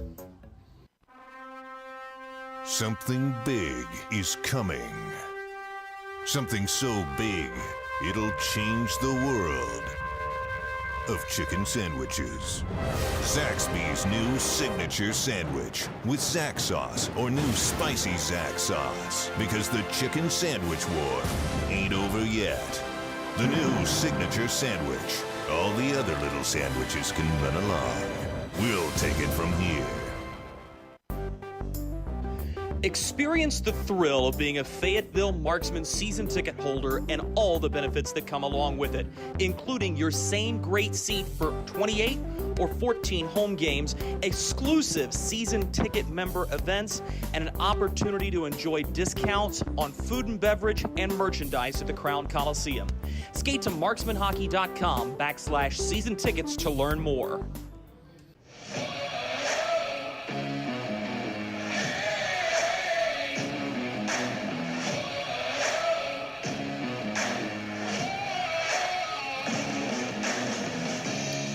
Well, it's always interesting when you and your opponent are put in the position where you're pulling for the same team. Well, that's kind of where we stand as we take you around the SPHL. The Huntsville Havoc want the Roanoke Rail Yard Dogs to win because it knocks out the Knoxville Ice Bears from being number one. And for the Fayetteville Marksmen, it's not really that much of a change, but Fayetteville has struggled with Knoxville, and it's nice when teams give you a roadmap on how to go on the attack. Roanoke is beating Knoxville 3-2 right now on their rebrand night as the Big Lick Bootleggers. 13-10 to go in the third period. It's a 3-2 score from the Berglund Center. In the middle of Georgia, the Macon Mayhem trail the Birmingham Bulls 3-1, just about to drop the puck in the third period there. Here's one to keep a close eye on. The Vermilion County Bobcats are tied with the Quad City Storm 0-0 from the David S. Palmer Arena. 8:30 to go in the second period there. Vermilion County most likely going to set the league record for fewest wins in a regular season, but this is one that Quad City needs to clean up to get to that fifth spot. And right now they're getting a little bit of help to secure fifth from the Evansville Thunderbolts, who have a 1-0 lead over the Pensacola Ice Flyers in West Florida. Don't forget, we'll have another full night of action coming up tomorrow night as Huntsville will host Fayetteville for the final time this season. It'll be the last road game of the regular season for the Fayetteville Marksmen. Still awaiting that playoff opponent, whether it'll be Quad City or Pensacola. We'll see. Those two never face off against each other directly, but it'll be an interesting fight to the finish, with Pensacola going into a very easy stretch of their schedule, taking on Macon for 3 of their final 5, and Peoria facing Quad City in the final 2 games after tonight for the Storm. We'll be right back after these messages for Puck Drop of period number 2 here from the Von Braun Center. Fayetteville Marksmen leading 3-1.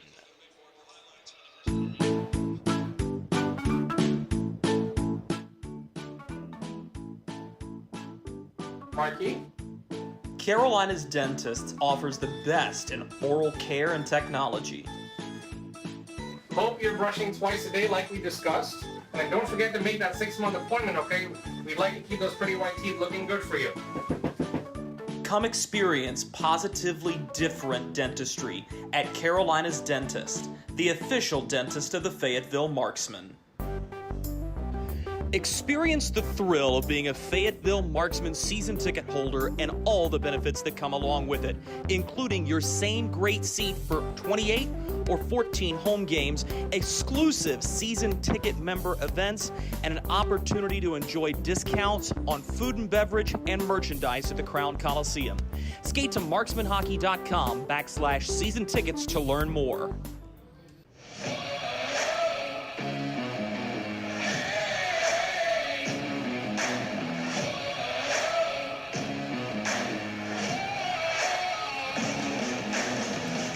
Welcome back to Huntsville, Alabama. Drew Blevins alongside you in the broadcast booth. Time to drop the puck on period number 2 between the Fayetteville Marksmen and the Huntsville Havoc. Marksmen have 1 minute and 25 seconds of a Jarrett Cup minor for delay of game left to kill off.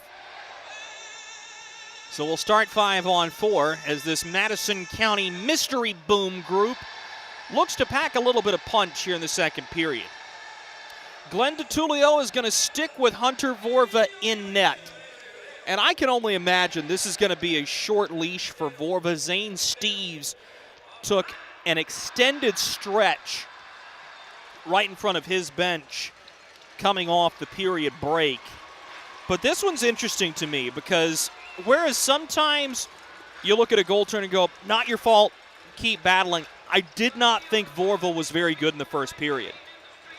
And you do what you can on the Reimers goal, but that period to me was just out of sorts for a guy who statistically is the best goaltender in the league. Referees are the last one out of the locker room, but they're going to hop right into dropping the puck, and away we go with a Marksman face-off win.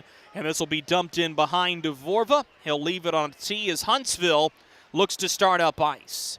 To the near side wing, this will be carried up by Nutkovich, and he'll drop it back for Carson Vance. Pushed up through center and intercepted by Hoffman. He'll clear it the length of the rink with now just a minute to go in the minor to Jarrett Cup. Back behind the net, Nutkovich will take the puck as he sends it to the near side wing for Rob Dara. Dara will skate the puck ahead of his own man Newcomb, dumping the puck in hard to Nutkovich on the far side boards. He's pressured by Tanner Fraze, Drake Glover, and Matthew Newcomb going to grab the loose change. This puck jostles free for a moment as Miles Harvey sweeps at it. Well positioned is Dara, who will feed it up to the point. Vance sweeps to Dara on the far side face-off circle. His wrist shot watched through traffic and caught by Jason Pulaski. It's a good stop by Pulaski, who's right on the top of his goal crease, challenging in the traffic. And that's what Pulaski does so well. He's a creature of habit and has just been really good in traffic this year. And the Marksmen probably have the best goaltending tandem in the league. The only one you could think of that's even going to come close is Eric Levine and Eric Berry in Peoria. But for when you need guys to steal games, give me 30 or give me one. And it doesn't really matter which. Just 9 seconds to go on the Cup minor. He's standing in the penalty box as Nate Pionk will bring the puck up the near side boards, dumping it in. It hits the stanchion that was loose earlier in the period, and Peyton Franti will go to dig for the puck. One free by Piacentini as he sends it back behind the net, looking for help from Gendinov. This one works to the far face-off circle. Quick snap wrister knocked away by Pulaski, but the rebound stays inside the attacking zone. Barber unable to control the bouncing puck. Everybody has to regroup at center. On the near side boards, this will be steered up ice by Derek Pearl, and Harrison Harper retreats behind to Jason Pulaski to grab it. He'll leave it there for Don Oliveri to take a long look up ice with 18 minutes to go in the second period. Sends it to Peyton Franti up the middle. Franti feeds the far wing. That's Best. He looks in front of the net. Best is going to stick handle himself. Best passes up to the point where Oliveri fires a quick bouncing shot off of Franti. Reimers has the rebound, ran into Peyton Franti, and the puck's taken up ice by Huntsville. Dumped into the far side corner as jockeying for position behind the net is Carter Rue.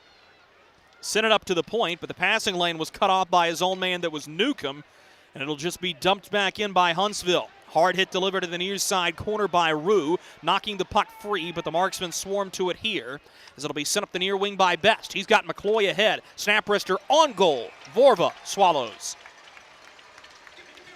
17-17 to go in the second period. 3-1 Marksmen holding the lead. Hunter Vorva under a little more pressure here, but making stops, and it's good to see him get in rhythm if you're a Huntsville fan, as I think that's what it's going to take for the Havoc to get back into this game.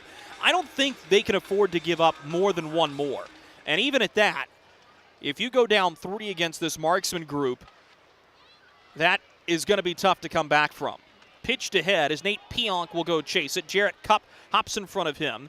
Skates behind the net and trying to wheel around, but Pionk meets him in the far side corner. Knocks the puck free, but the Marksmen get to it.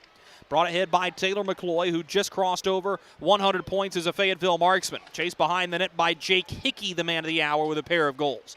He loses the foot race as Pionk will take it for the Havoc, dumping it down the far boards. He'll send Rob Dara to chase. Dara and Andrew Lane there. Dara wins the puck battle and sends it into the near side corner for Bauer Neudecker.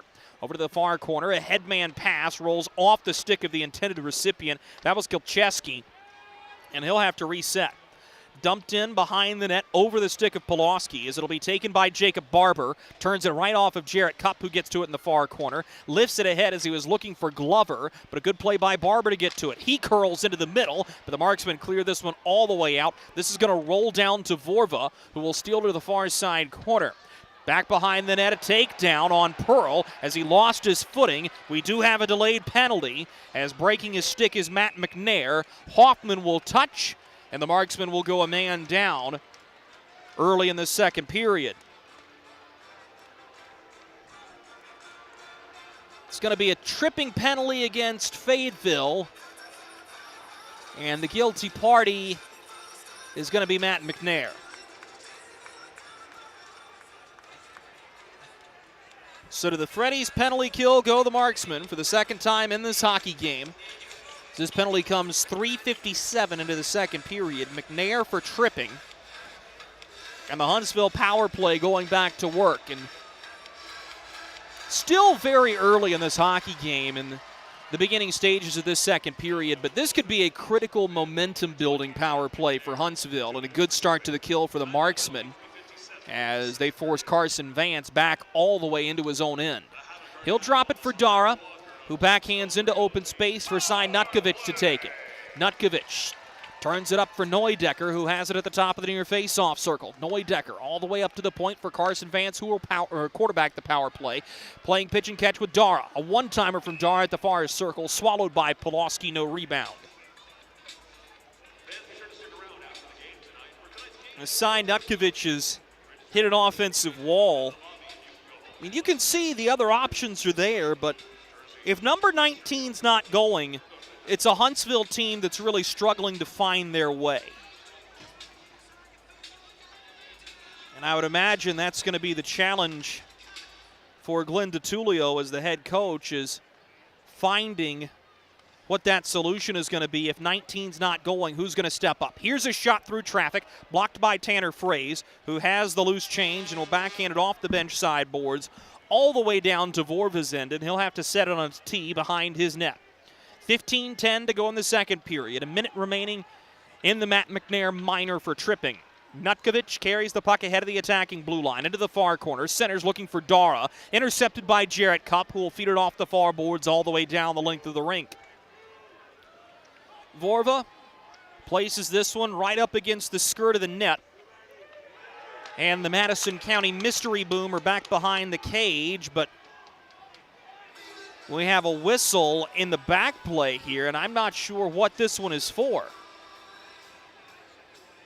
14:48 to go in the second period. Is this a too many men on the ice call? We'll see if we can get clarification as we'll step aside for a commercial break. 3-1, the Marksmen in the driver's seat.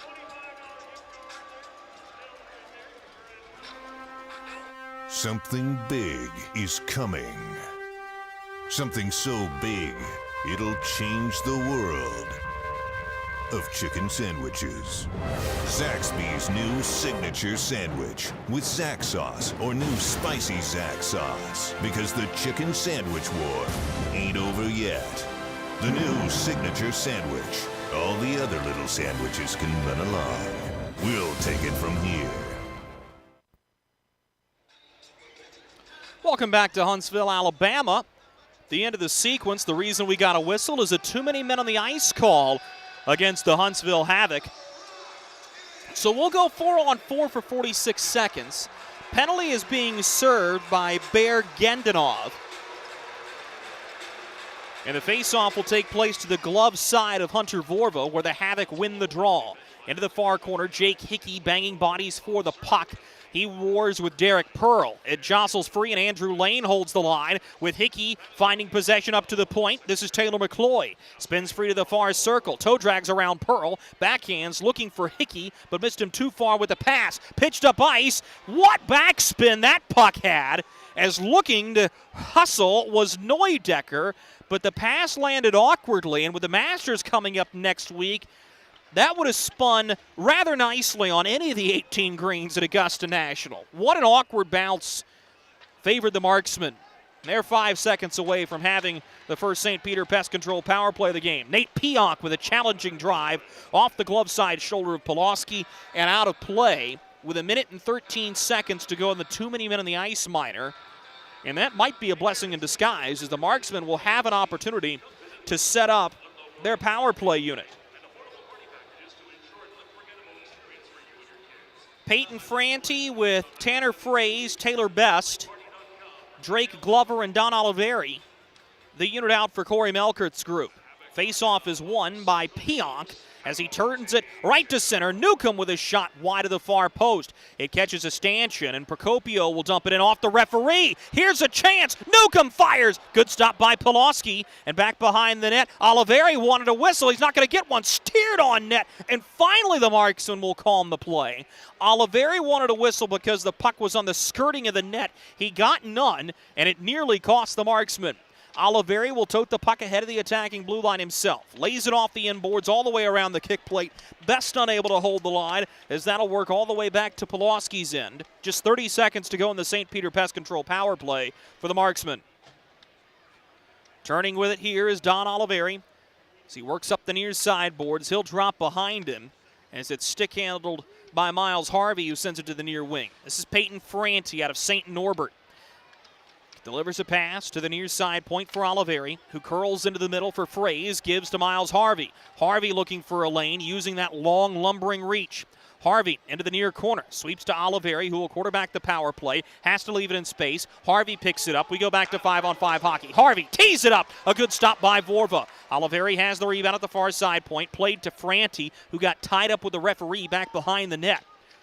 Puck is scooped up by Huntsville as they work ahead to center, but only just, as Reimers will give to Harvey. Pitches to the far side boards. Nobody home for that pass, so the Havoc can reset in their own end. Dominic Procopio sends a headman pass that goes off the stick of Kyle Clark on net to Pulaski. He takes a look up and will melt it. 12:21 remaining in the second period. Marksmen being outshot 17-12 by the Havoc in this hockey game. And that's where Corey Melkert wanted to be a little sharper, was keeping shots on goal down. He knows his team has had a propensity to give up grade A chances throughout the course of the season. And while I think they've tightened the screws a little bit defensively, you always look at these good teams, teams like Pensacola, teams like Huntsville, as this puck rides up high and caught Nutkovich awkwardly. That'll spring a chance for the Marksmen. But look at shots on goal, and that's a good indicator of where your defense really is. This puck rolls off a Huntsville stick out of play. The training staff and Jason Lopez with a quick word from across the bench to Nutkovich. Face-off stage of the Marksmen attacking in. 12:09 to go second period. 3-1 Fayetteville in the driver's seat of this one. Top group out for the Marksmen. Franti with Reimers and Best. Harper and Oliveri, the defensive pairing. The face-off to the far side circle in the Huntsville zone is won by the Havoc. Steering it back was Kyle Clark. Pitched ahead to Gendanov as he'll leave it for Clark entering the zone. Dropped for Gendanov, who will work back behind the net. Bear Gendanov holding on to the puck at the near side hash marks as he's pressured from behind by Franti, who eventually will win it to Taylor Best, but it's scooped right back into attacking ice by Dominic Procopio. Harper and Oliveri playing pitch and catch as a takedown from behind on Franti will draw a penalty.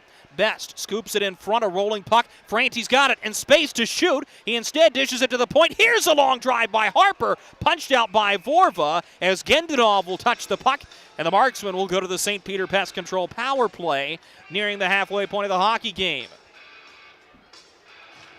Well, Peyton Franti kept his feet moving, and he'll draw a penalty on, I believe, Jacob Barber. Tripping will be the call. Barber is the guilty party. And Huntsville will go a man down for the second time in the second period. This penalty coming 8:33 into the frame. So the St. Peter Pest Control power play goes to work for the Marksmen, operating at 19.8%. Fifth in the league on the man advantage. Meanwhile, Huntsville's penalty kill at 83.8%. They're fourth in the league in killing. This is Franti, the near side face-off circle, sends it into the near corner. Glover is pressured as Franti will peel off for a change. Oliveri feeds the far side wing. Best curls looking for Franti, and miscommunication along the bench as Franti will get off for a change, and I'm not sure what happened there. This is Don Oliveri, who will curl it back for Best, dropping for Reimers. Stick handles by his man. Reimers centers for Best, to fan to the one-timer. Rebound is scooped up by Drake Glover, who will feed it to Reimers at the far side boards. To the point, Oliveri. Thought about a shot, gives to Reimers. Oliveri at the point, tees it up. Vorva makes the save. Rebound loose. Frey sweeping at it. Huntsville gets to it. Off the near side boards, it's all the way out. 10:29 to go, second period. A minute to go in the Barber Minor. Pulaski pitches to the far wing for Matt Mcnair as he'll curl back for Reimers, who will have a look up ice. Zach Reimers, the product of Buffalo State, will bring it up the near boards. Turns at the red line, dropping for Don Oliveri, who will slap it in right to the glove of Hunter Vorva, who tries to help his own cause. Procopio feeds the far side wing. This is over the stick of Nate Pionk. He's got to chase it behind his attacking goal line, where Oliveri meets him to take the puck. Backhanded to Matt Mcnair on the far side boards. Gives ahead to the speedster, Jake Hickey. Hickey lost the puck to Newcomb, and Nutkovich will have it at the red line. Down the near side boards, Nutkovich drops for the trailer, a backdoor pass. Oh, Pulaski! Highway robbery at the near side post on the shorthanded chance. That's a stupendous save from Jason Pulaski, lunging across. 9:43 to go in the second period. The Marksmen keep the 2-goal lead.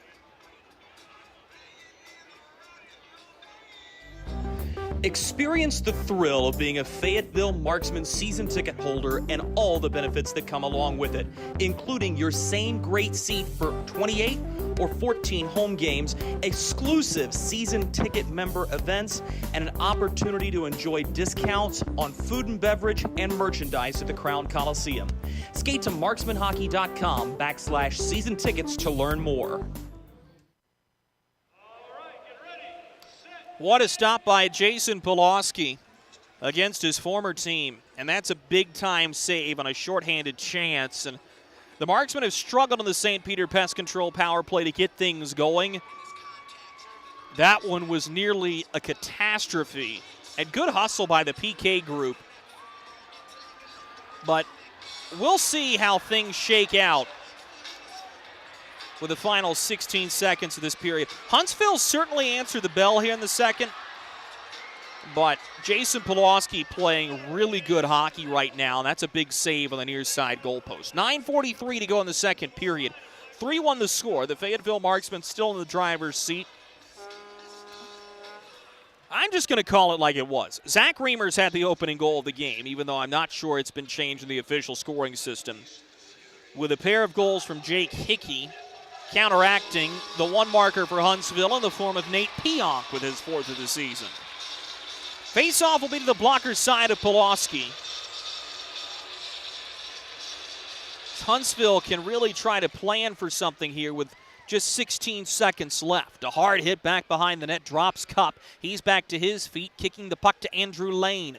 Lane feeds the far side wing, overskated by FX Gerard. Lane hops ahead to give it to the far wing, and it'll be dumped in by the Marksman in the form of Taylor Mccoy.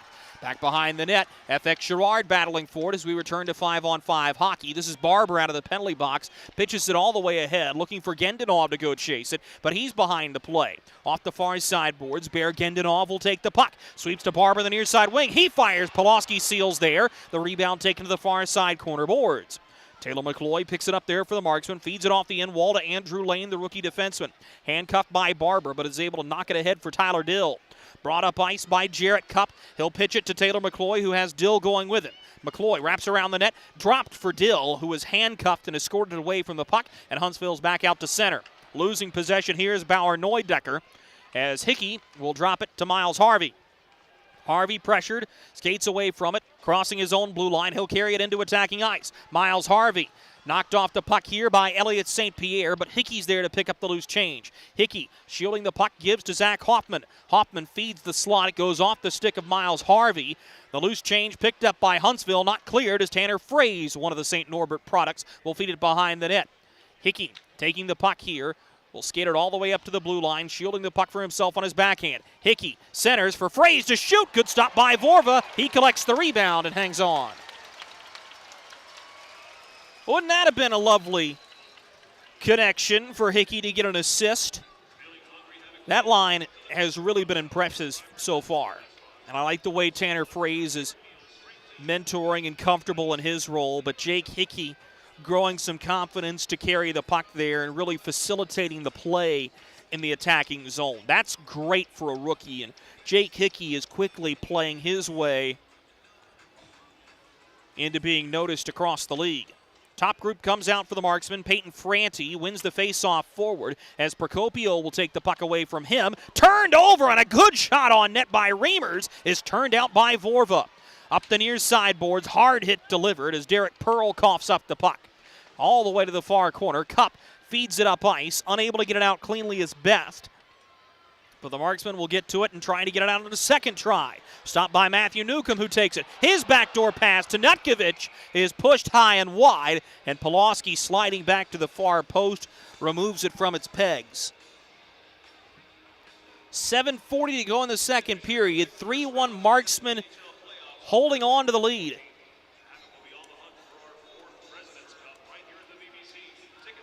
And the face-off will go to the far side circle in the Marksman end. I'm not sure there was much to shoot at there for Nutkovich either. One of the many French Canadians in the league, and it was an interesting conversation in the morning meetings to talk about playing Nutkovich physically and trying to get the body on him. And if you can lay a big check, of course, do it, but it's the extra lean and the extra finish on Nutkovich to kind of dislodge him from his game, and I think the Marksmen have certainly dislodged 19 from his normal playing style. Back behind the net, a double team knocks the puck free, but a good play by the Marksmen to get this one ahead, only to the top of the face-off circle. Now a puck battle ensues, and steering with it here is Nutkovich. All the way to the point, and the long shot from Procopio sails wide. Huntsville to the rebound. To the near point, this is Nutkovich. Walks along the blue line between the face-off circles. A low wrister, blockered away by Pulaski as the Marksmen find the rebound. This is Mcnair, who will backhand to FX Girard down the near side wing. Has a man going with him and leaves it there for Drake Glover. Glover cuts to the slot. He fires. Punched away by Hunter Vorva. The rebound cleared all the way down the far sideboards. This will reach the goal line and will be icing against Huntsville with 6:35 to go in the second period. I think you live with that play if you're the Havoc, but certainly one that you had an extended possession in the attacking zone. You would have liked to have held on to the puck for just a beat longer if you could have. It seemed like a panic play. But it's not a particularly tired group that's trapped out there. Marksmen go with the Franti line, back out again. Peyton Franti has the puck, sends it to Taylor Best between the face-off circles. Oliveri with a quick shot, big rebound, they score! Peyton Franti, his first pro goal from the bottom of the far face-off circle. 4-1 Marksmen.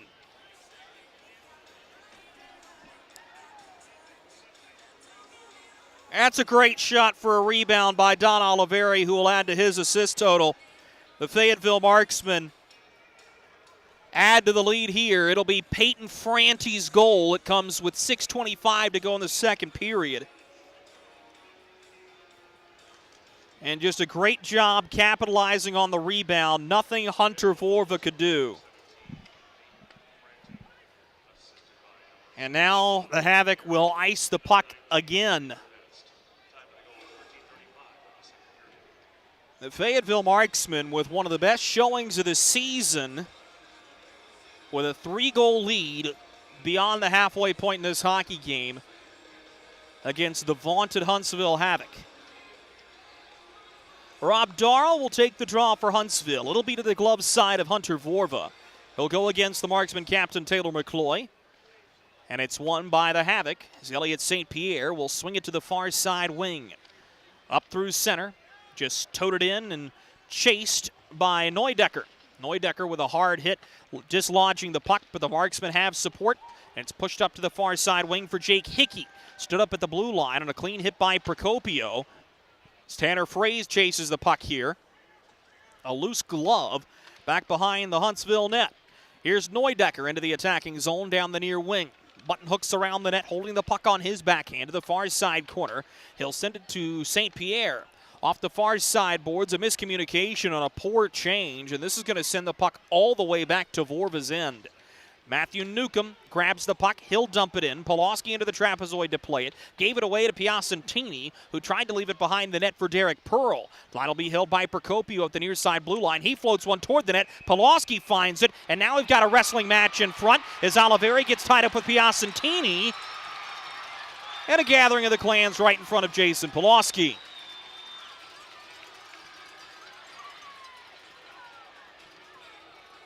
To put this in perspective for you, there's a young adult / youth curling tournament happening in Huntsville, Alabama this weekend. It's over at the Havoc practice arena in a beautiful part of town. But Tyler Piacentini came off the ice from the Huntsville morning skate on Thursday, got lost in the youths that were hanging around. You couldn't see it. And I'll have to get an official height listing, but Matt Mcnair, one of the shorter players in the league, he's got an inch or two on Piacentini, who there got handcuffed by Oliveri, and I think you're starting to see Huntsville get frustrated, and this stems back to what happened last weekend in their games against Roanoke. Barber finished into the near boards by Lane, forced to dump it in, and Jarrett Cupp will pick up the puck. Forced to the near side boards, gave it ahead to Tyler Dill. It runs too far for him, and Procopio will sweep across his own blue line. The headman pass to Barber. He'll dump it in with Andrew Lane chasing to the far side corner. FX Sherrard helps him out by banking it off there to Matt Mcnair, who will carry it through center. He centers to Tyler Dill, crossing the attacking blue line. Dill dropped back behind the net, knocking the puck free to Jacob Barber. A crafty little pass off the backhand, off the near boards. Gave it ahead to Derek Pearl. Pearl drops for Piacentini. Feeds to the far side wing, and a pass back up to the point is intercepted by the Marksmen. This could be a 3-on-1. This is Franti, who gave to Reimers, who pushed it up ice for Oliveri. Reimers takes the puck, backhands to the near side corner, and Franti will leave Fresher to the point. Long drive by Taylor Best, wide of the far post. Oliveri picks up the puck. Centers, but a good stop on the pass made by Piacentini. He's going to get off on a change as Harper clubs it right back in. Off the inboards, that'll be taken by the Havoc as Barber pushes up to the near side half wall. Peyton Franti will dump it right back in for the Marksmen. 3:50 to go in the second period. Taken back behind the net. This will be scooped up the near side boards and dumped in by Gendanov. Matthew Newcomb chasing on the puck here. He hauls down Miles Harvey from behind. Will keep playing. Marksman clear only to the red line as Elliott St. Pierre will reset to the far side defenseman, and Carson Vance will dump it in.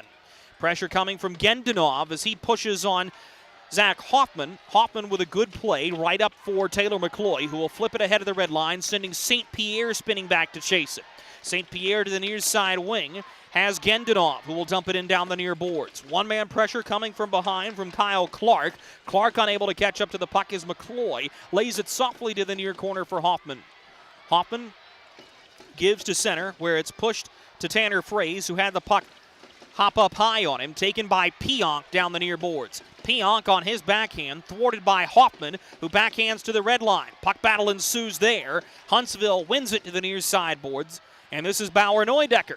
Feeds the far side wing, touched up for Dara.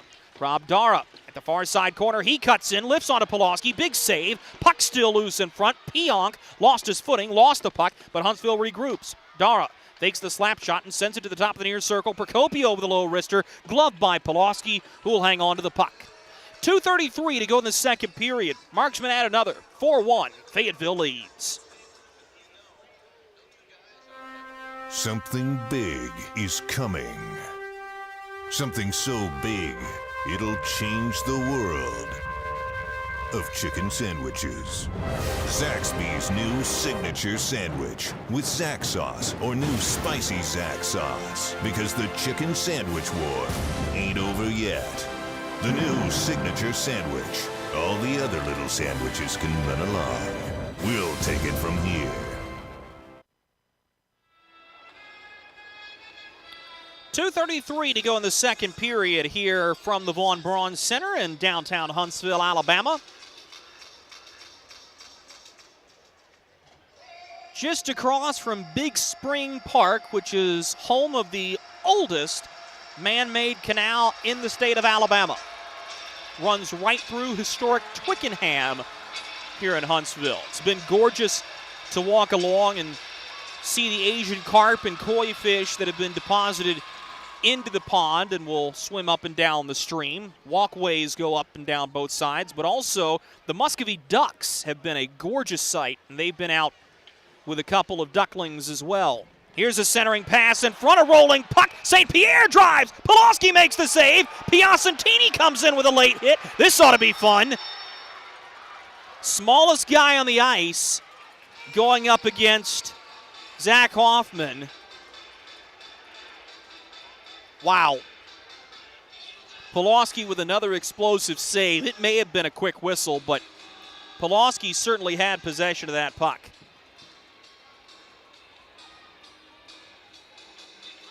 And I wouldn't imagine we're going to get any extra penalties out of this. This has been a rebrand night for the mystery boom that has brought on the mystery. Where is the boom from this Huntsville team? And I would fully expect for Glenn DiTullio and company a different brand of effort tomorrow. And granted, we're still talking 22 minutes and 17 seconds to go in the hockey game. We've got another intermission to go. And the Marksmen have given up leads before. But this is an effort from Huntsville that has really begged the question, how good were they in the beginning? And it's not been a team that has often dropped 3 straight. Trying to avoid that here at home on a big night for the Huntsville Havoc. Nutkovich will toe in to take the draw, wins cleanly. Here's a shot by Barber, handcuffed Pulaski. Big rebound. Peyton Franti just sweeps it into the near side corner. Taken behind the net by Piacentini and fed to the far wing. Taylor Best lays it out to center where Carson Vance will have to twist back with it. Vance to the near side boards for Nutkovich. He'll spin back out to the red line, crossing at the center ice face-off circle. A backhanded pass to the far wing for a drive from Kilcheski, knocked down by Pulaski. The rebound still loose, swept in front as Hoffman will clear, only to the red line as Kilcheski has it. Finds Carson Vance, who winds and fires a slap shot around the boards. Pulaski out of his net to stop the puck. Feeds to the far side defenseman. That's Hoffman. He'll fire at the length of the rink. This is on goal, so no icing. Great accuracy, forcing Vorva to play it out. And a line change coming for the Marksmen with 90 seconds to go in the period. A turnover at center. Here's Taylor Best. Buries his shoulder and fires a shot just wide of the near side post. The rebound catches the boards and will be held back by Robbie Fisher and one of his first shifts of the game. 1:10 to go in the second. Given up through the middle as Rob Dara takes the puck. Gives right up through the middle. He was looking for Pionk. Pulaski unable to cover. To the far side boards. Neudecker feeds it up to the point, and it's dumped right back in behind the net for Pionk. He tries to steer it at the near side goal post. He's punished by Oliveri as the puck is covered by Jason Pulaski with 54 seconds remaining in the second period and a 4-1 lead for the Fayetteville Marksmen. Could be a historic win for Fayetteville if they can get the job done. A win would set the record for most wins in a regular season by the Marksmen and most points by a Marksman team. And while you always want to have those accomplishments come at home so you can celebrate with your fans, imagine having the opportunity to get up to 38, 39, or 40 wins in a season in front of your home group. Up to the point. This will be dumped off the far boards by St. Pierre behind the net, Rob Dara. Jockeying for position, taken from him by Miles Harvey, who will backhand to the near side half wall, and Tanner Frey skates it out to center. Pitches it ahead for Hickey to go chase, beats out an icing call as Hickey bangs bodies behind the net, winning the puck to Tanner Frey. He centers for Mccoy, the passing lane taken away, but Jarrett Cupp has it at the far side point. He'll dump it right back in. Puck hung on to by the Marksmen on the near side boards. One-man pressure coming here. Mccoy joining into the fray as it will bounce out to center, and Don Oliveri handles it with 10 to go in the period. He'll dump it in behind the net. Hunter Vorva pressured, coughs the puck up, but was able to push it just far enough into the near side corner to prevent any real threat. Harvey will pitch it into attacking ice, and that is where the second period will come to a close. Shots on goal through the second period for the Fayetteville Marksmen, 9, and a game total of 19. And for the Huntsville Havoc, They come away with 17 shots in the period and a game total of 28. On the scoreboard, the Fayetteville Marksmen add one more. It's 4-1 Marksmen through 40 minutes of play. We'll be right back after these messages to recap the period that was. This is Marksmen Hockey.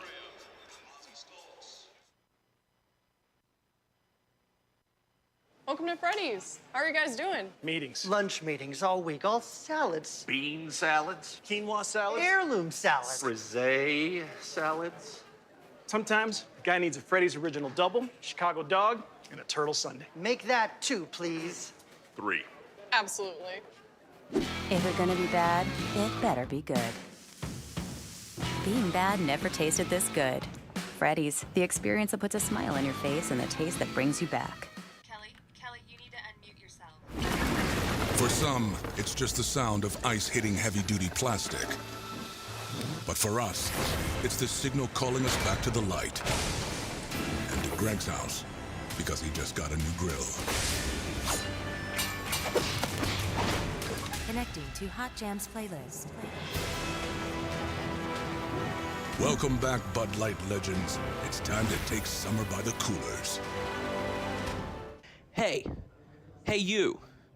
Are you hearing this but not seeing this? You can change that.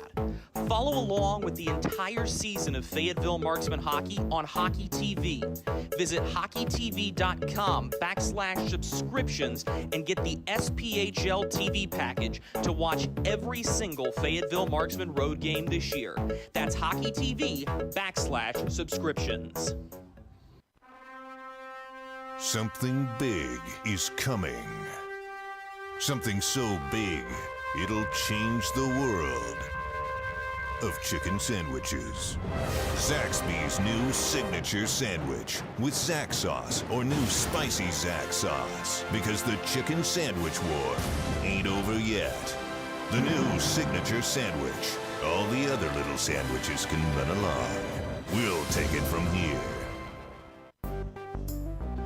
Experience the thrill of being a Fayetteville Marksmen season ticket holder and all the benefits that come along with it, including your same great seat for 28 or 14 home games, exclusive season ticket member events, and an opportunity to enjoy discounts on food and beverage and merchandise at the Crown Coliseum.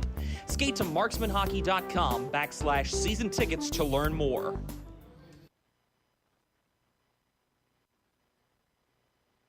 Look at our yard. So many anthills everywhere. Did you know that a single ant can live to be 29 years old? Really? Well, what about a married one? Seriously? But really, we need to fix the yard. St. Peter Pest Control handles all your mosquitoes, ants, spiders, cockroaches, and even rodents. St. Peter Pest Control provides full home pest protection and consistent treatment of ants and mosquitoes in your yard, too. At St. Peter Pest Control, we send all your bugs to see St. Peter. In Spring Lake Oral Surgery, we believe in creating a positively different experience. We are proud to serve Eastern North Carolina, including Fayetteville, Spring Lake, and Bradford. We use the best in dental technique and technology to make Carolina's dentist your one-stop shop for quality dental care and oral care.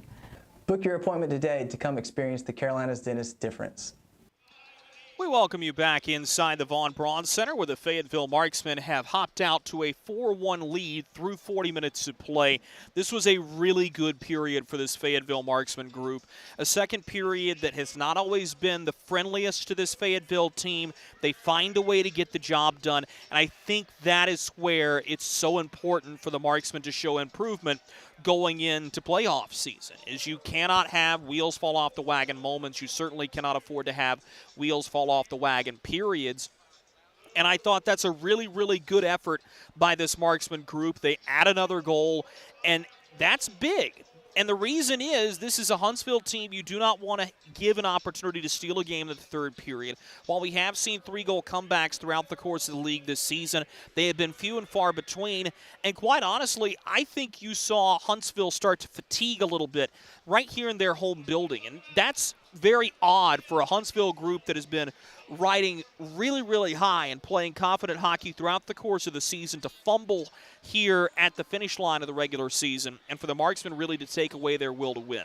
The lone goal in the period comes from Peyton Franti, his first professional goal and second pro point. Franti's goal comes 13:35 into the second period, making it 4-1 on a rebound off of a Don Oliveri shot.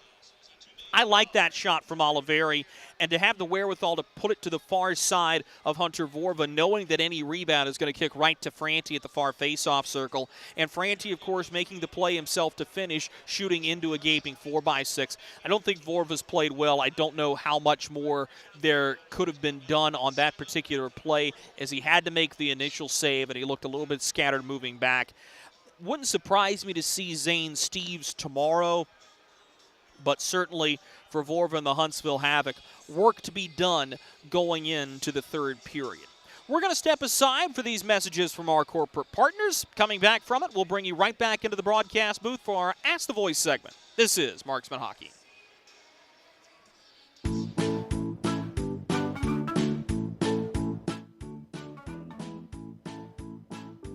Marky? Carolina's Dentist offers the best in oral care and technology. Hope you're brushing twice a day like we discussed. And don't forget to make that 6-month appointment, okay? We'd like to keep those pretty white teeth looking good for you. Come experience positively different dentistry at Carolina's Dentist, the official dentist of the Fayetteville Marksmen. Baby, we have spiders on every corner outside our house. Okay, I'll call someone to take care of it. Baby, we have fire ants all over the yard. Alrighty, I'll call someone else to take care of that. Baby, these mosquitoes, you have got to go. Here we go again. One call to St. Peter Pest Control provides all these services. Total pest protection for one low monthly payment. At St. Peter Pest Control, we send all your bugs to see St. Peter.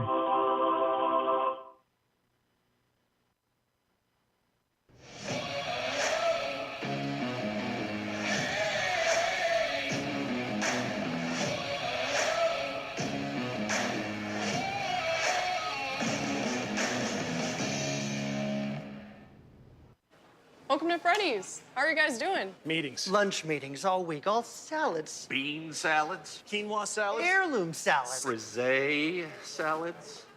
Sometimes a guy needs a Freddy's Original Double, Chicago Dog, and a Turtle Sundae. Make that 2, please. 3. Absolutely. If it's gonna be bad, it better be good. Being bad never tasted this good. Freddy's, the experience that puts a smile on your face and the taste that brings you back. Kelly, you need to unmute yourself. For some, it's just the sound of ice hitting heavy-duty plastic. But for us, it's the signal calling us back to the light. And to Greg's house, because he just got a new grill. Connecting to Hot Jams playlist. Welcome back, Bud Light legends. It's time to take summer by the coolers. Hey you. Are you hearing this but not seeing this? You can change that. Follow along with the entire season of Fayetteville Marksmen hockey on Hockey TV.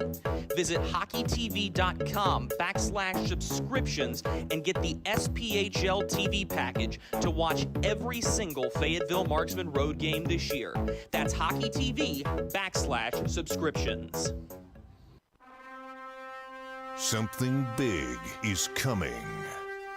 Something so big, it'll change the world of chicken sandwiches. Zaxby's new signature sandwich with Zax sauce or new spicy Zax sauce. Because the chicken sandwich war ain't over yet. The new signature sandwich. All the other little sandwiches can run along. We'll take it from here.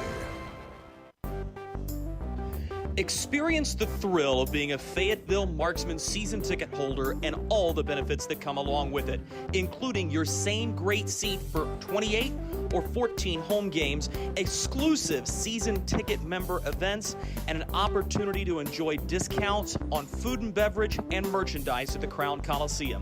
Skate to marksmanhockey.com/season tickets to learn more.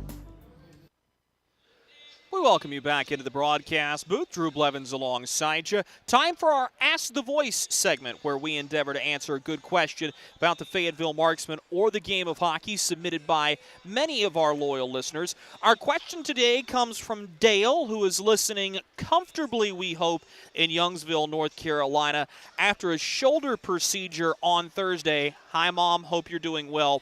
Question is, does every team in the SPHL do a rebrand night? And the answer is no. There are league partnerships for specialty jerseys with groups like Mossy Oak and Nickelodeon, but there is nothing that says every team has to rebrand. This was actually the Marksman idea. This season, they were the first team to rebrand with a brand new design. The Huntsville Havoc do have a Channel Cats design, as well as a Rocket City Wiener Dog design for their Wiener Dog race nights to go along with that Channel Cats brand. So they've been doing it for a handful of years. And then I think with April Fool's Day, the opportunity to rebrand arose on a normal game day for SPHL teams, and of course with jersey auctions being very important to each and every one of these groups, an opportunity to create a new brand and sell a new jersey was too good to pass up. And in the case of the Roanoke Rail Yard Dogs, it is the Big Lick Bootleggers, and we'll have a final score coming up for you in our next segment from Big Lick. And then here in Huntsville, a new identity for the Havoc with the Madison County Mystery Boom, kind of completing the trifecta of minor league names around here, as you have the Rocket City Trash Pandas in minor league baseball in the Southern League. You've got Madison County, named after the county, and then, of course, Huntsville, named after the city itself. So kind of completing the trifecta. And then for, obviously, the Fayetteville Marksmen, the Carolina Reapers, which was a fantastic success and really fun to see that brand come to life. So, no, Dale, not every team is required to do a rebrand. Not everybody has. Not everybody will. But it certainly has been a lot of fun to see these new color schemes and new logos coming out across the SPHL. Hope you're resting comfortably. Get well soon. We hope to see you in the next couple of weeks. So that's our question from Dale tonight. And thank you so much for submitting that one. If you want to have one of your questions answered on a future edition of Ask the Voice, all you have to do is email me at dblevins, that's DBLEVINS, at marksmanhockey.com with your name, where you're listening from, and a good question about hockey or the Fayetteville Marksmen. We're going to continue this into the playoffs, so don't think it's too late to submit. Coming up after this commercial break, we will take you around the SPHL with some final scores to give you. This is Marksman Hockey. Welcome to Freddy's. How are you guys doing? Meetings. Lunch meetings all week, all salads. Bean salads. Quinoa salads. Heirloom salads. Frisee salads. Sometimes the guy needs a Freddy's Original Double, Chicago Dog, and a Turtle Sundae. Make that 2, please. 3. Absolutely. If it's gonna be bad, it better be good. Being bad never tasted this good. Freddy's, the experience that puts a smile on your face and the taste that brings you back. Kelly, you need to unmute yourself. For some, it's just the sound of ice hitting heavy-duty plastic. But for us, it's the signal calling us back to the light. And to Greg's house, because he just got a new grill. Connecting to Hot Jams playlist. Welcome back, Bud Light legends. It's time to take summer by the coolers. Hey you. Are you hearing this but not seeing this? You can change that. Follow along with the entire season of Fayetteville Marksmen hockey on Hockey TV. Visit hockeytv.com/subscriptions and get the SPHL TV package to watch every single Fayetteville Marksmen road game this year. That's hockeytv.com/subscriptions. Something big is coming. Something so big, it'll change the world of chicken sandwiches. Zaxby's new signature sandwich with Zax sauce or new spicy Zax sauce. Because the chicken sandwich war ain't over yet. The new signature sandwich. All the other little sandwiches can run along. We'll take it from here. Experience the thrill of being a Fayetteville Marksmen season ticket holder and all the benefits that come along with it, including your same great seat for 28 or 14 home games, exclusive season ticket member events, and an opportunity to enjoy discounts on food and beverage and merchandise at the Crown Coliseum. Skate to marksmanhockey.com/season tickets to learn more.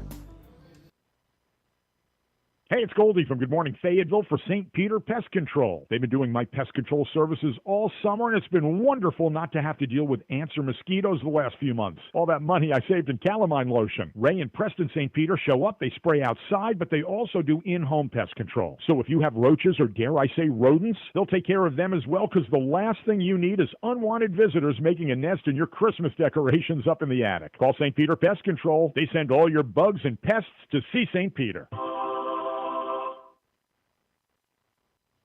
At Carolina's Dentists and Spring Lake Oral Surgery, we believe in creating a positively different experience. We are proud to serve Eastern North Carolina, including Fayetteville, Spring Lake, and Rayford. We use the best in dental technique and technology to make Carolina's Dentist your one-stop shop for quality dental care and oral care. Book your appointment today to come experience the Carolina's Dentist difference. Welcome back to Huntsville, Alabama. Let's go for a quick spin around the SPHL.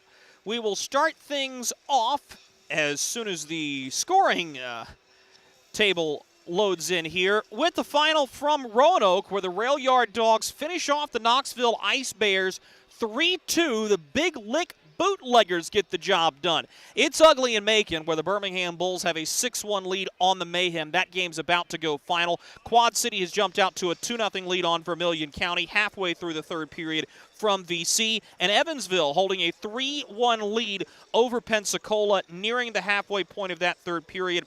All of those results greatly help the Fayetteville Marksmen, especially if they can finish the job here tonight in Huntsville. Third period puck drop from North Alabama is next.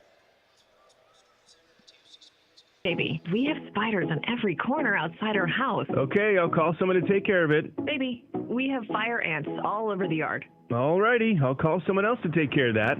Baby, these mosquitoes, you have got to go. Here we go again. One call to St. Peter Pest Control provides all these services. Total pest protection for one low monthly payment. At St. Peter Pest Control, we send all your bugs to see St. Peter.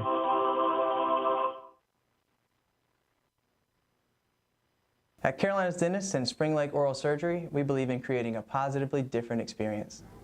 We are proud to serve Eastern North Carolina, including Fayetteville, Spring Lake, and Rayford. We use the best in dental technique and technology to make Carolina's Dentist your one-stop shop for quality dental care and oral care. Book your appointment today to come experience the Carolina's Dentist difference.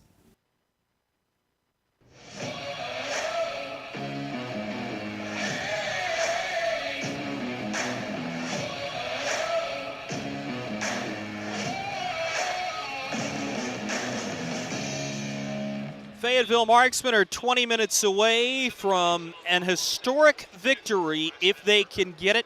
A win tonight would mean that the Fayetteville Marksmen this season have set the single-season Fayetteville hockey franchise record for most wins and most standings points in a regular season. If they're able to finish this off, and certainly if they're able to build on it in the final 3 games of the regular season, Corey Melkert is going to get a serious and well-deserved look to be the SPHL Coach of the Year. And honestly, when you look at the candidates, I'm not particularly sure who you could say has outdone him. Jeff Carr has coached a good team, but has had a lot of heady veterans on his group. Stefan Brucano and Jason Price. And while Glenn DiTullio has had success, it's been inherited. It's a tradition of winning here in Huntsville. And beyond that, just go down the standings board. Has anybody built the program the way Corey Melkert did, especially coming off of a COVID year? And the answer for me, at least, is no. As a quick shot by Neudecker is steered away by Jason Pulaski. I think these first 5 minutes of the third period are critical for Huntsville. They want to get back into this contest. Here's a drive tipped by Pionk on the way through. It never made it to the net as FX Girard backhands out to center for Matt Mcnair. Mcnair shouldered by Neudecker, coughing the puck up, and it's pushed to the near side wing. Here's Dara. Rob Dara dumping it into the near side boards. Jarrett Cupp is the first one in for Fayetteville.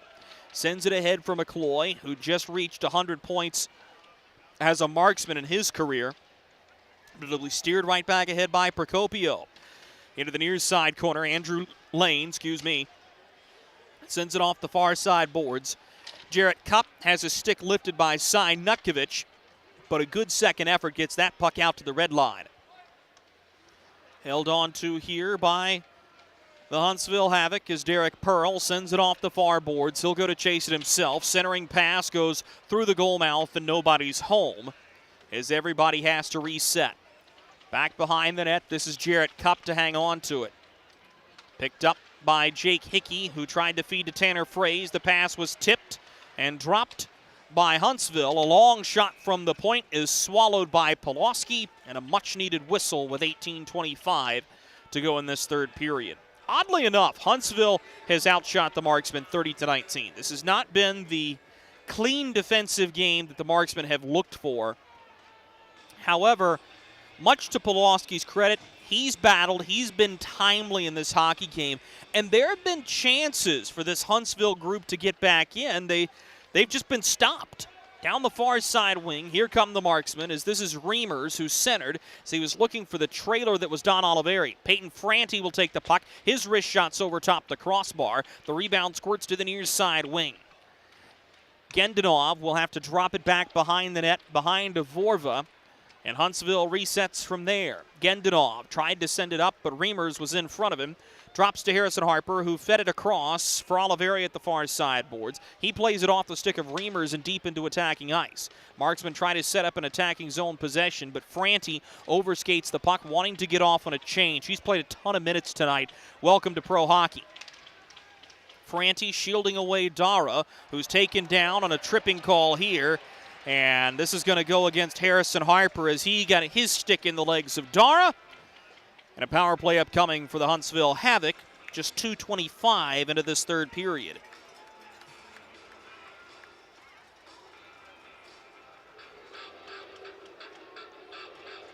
And that's a tough pill for Harper to swallow. You don't want him to take that penalty, but a good job by Dar to keep his feet moving. And that's a drawn call. The face-off will go to the near circle in the Marksman end. It's a face-off that's won by Huntsville. They'll set things up at the point. This is Derek Pearl.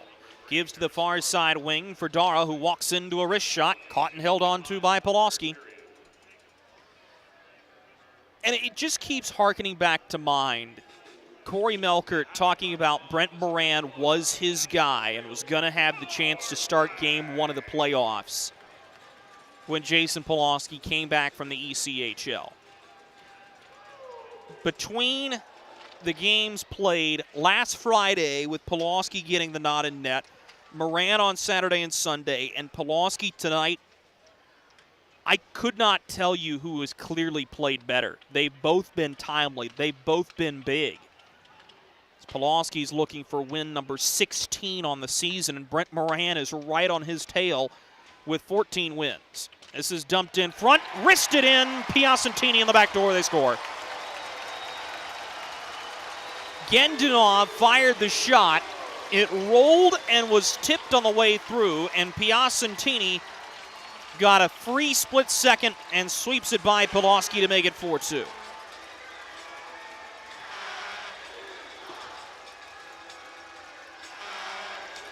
Piacentini will have his 27th goal of the season. It is a power play marker. And Bear Gendanov will have one of the assists. We'll see if we can get the other for you when it's announced. Dumped in by the Marksman. Into the near side corner. Mcnair going to chase. This may spring a good rush from Huntsville. Kielcheski will have one of the assists, and Bear Gendinov will have the other. Huntsville holding the puck at their attacking blue line. As Carson Vance sweeps all the way across for Dara to dump it in. Marksmen will take it from the near corner. This is Glover. Gave ahead initially to Girard, who was unable to catch up to the puck, and Matthew Newcomb will push it back to his defensive core. Carson Vance with Alex Kielcheski hanging on to it in their own zone. This was the starting defensive pair for Huntsville tonight, and quickly backed off for Procopio to jump in for some minutes. Down the near board is Piacentini. His wrist shot steered into the high glass by Pulaski. The puck stays in play. It's back out to center, though, as Vance will twist to Derek Pearl on the near side boards. Pearl pitches it ahead of the red line. As Piacentini drives to the near corner, has Barber going with him. Has to leave it in open space for Barber to take the puck. He'll drop it for Procopio to fire a shot, steered away by Pulaski, and this one's off his stick and out of play with 15:42 to go in the third period. And those shot totals just keep mounting. The Marksmen had rarely given up 40 shots in a game all year long, and they are 6 away from giving up 40 in 3 of their last 4.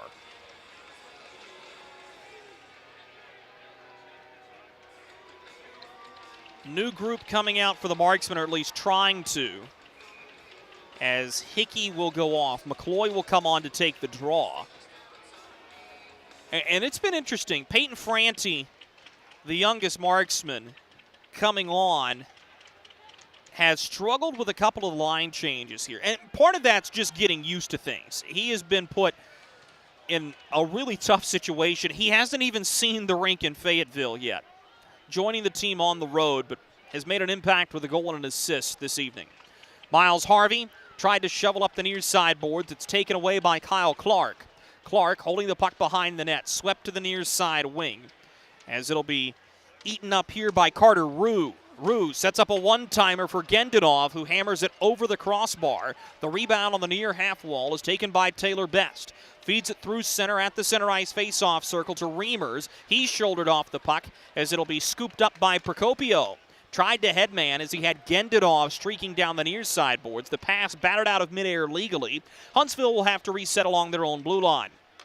Procopio gives it to Neudecker down the far side boards. Neudecker centers as he was looking for Pionk going with him, but Andrew Lane gets in front of it, and Lane will cough it up the far side boards. Skated ahead here by the Marksman. A headman pass for Franti, knocked down from behind as he crunches hard into the end wall. Puck jostles free to Bauer Neudecker. Sweeps to the near side boards. This is Dara. Gives to Neudecker, who pushes up ice for Pionk, but Huntsville's offside.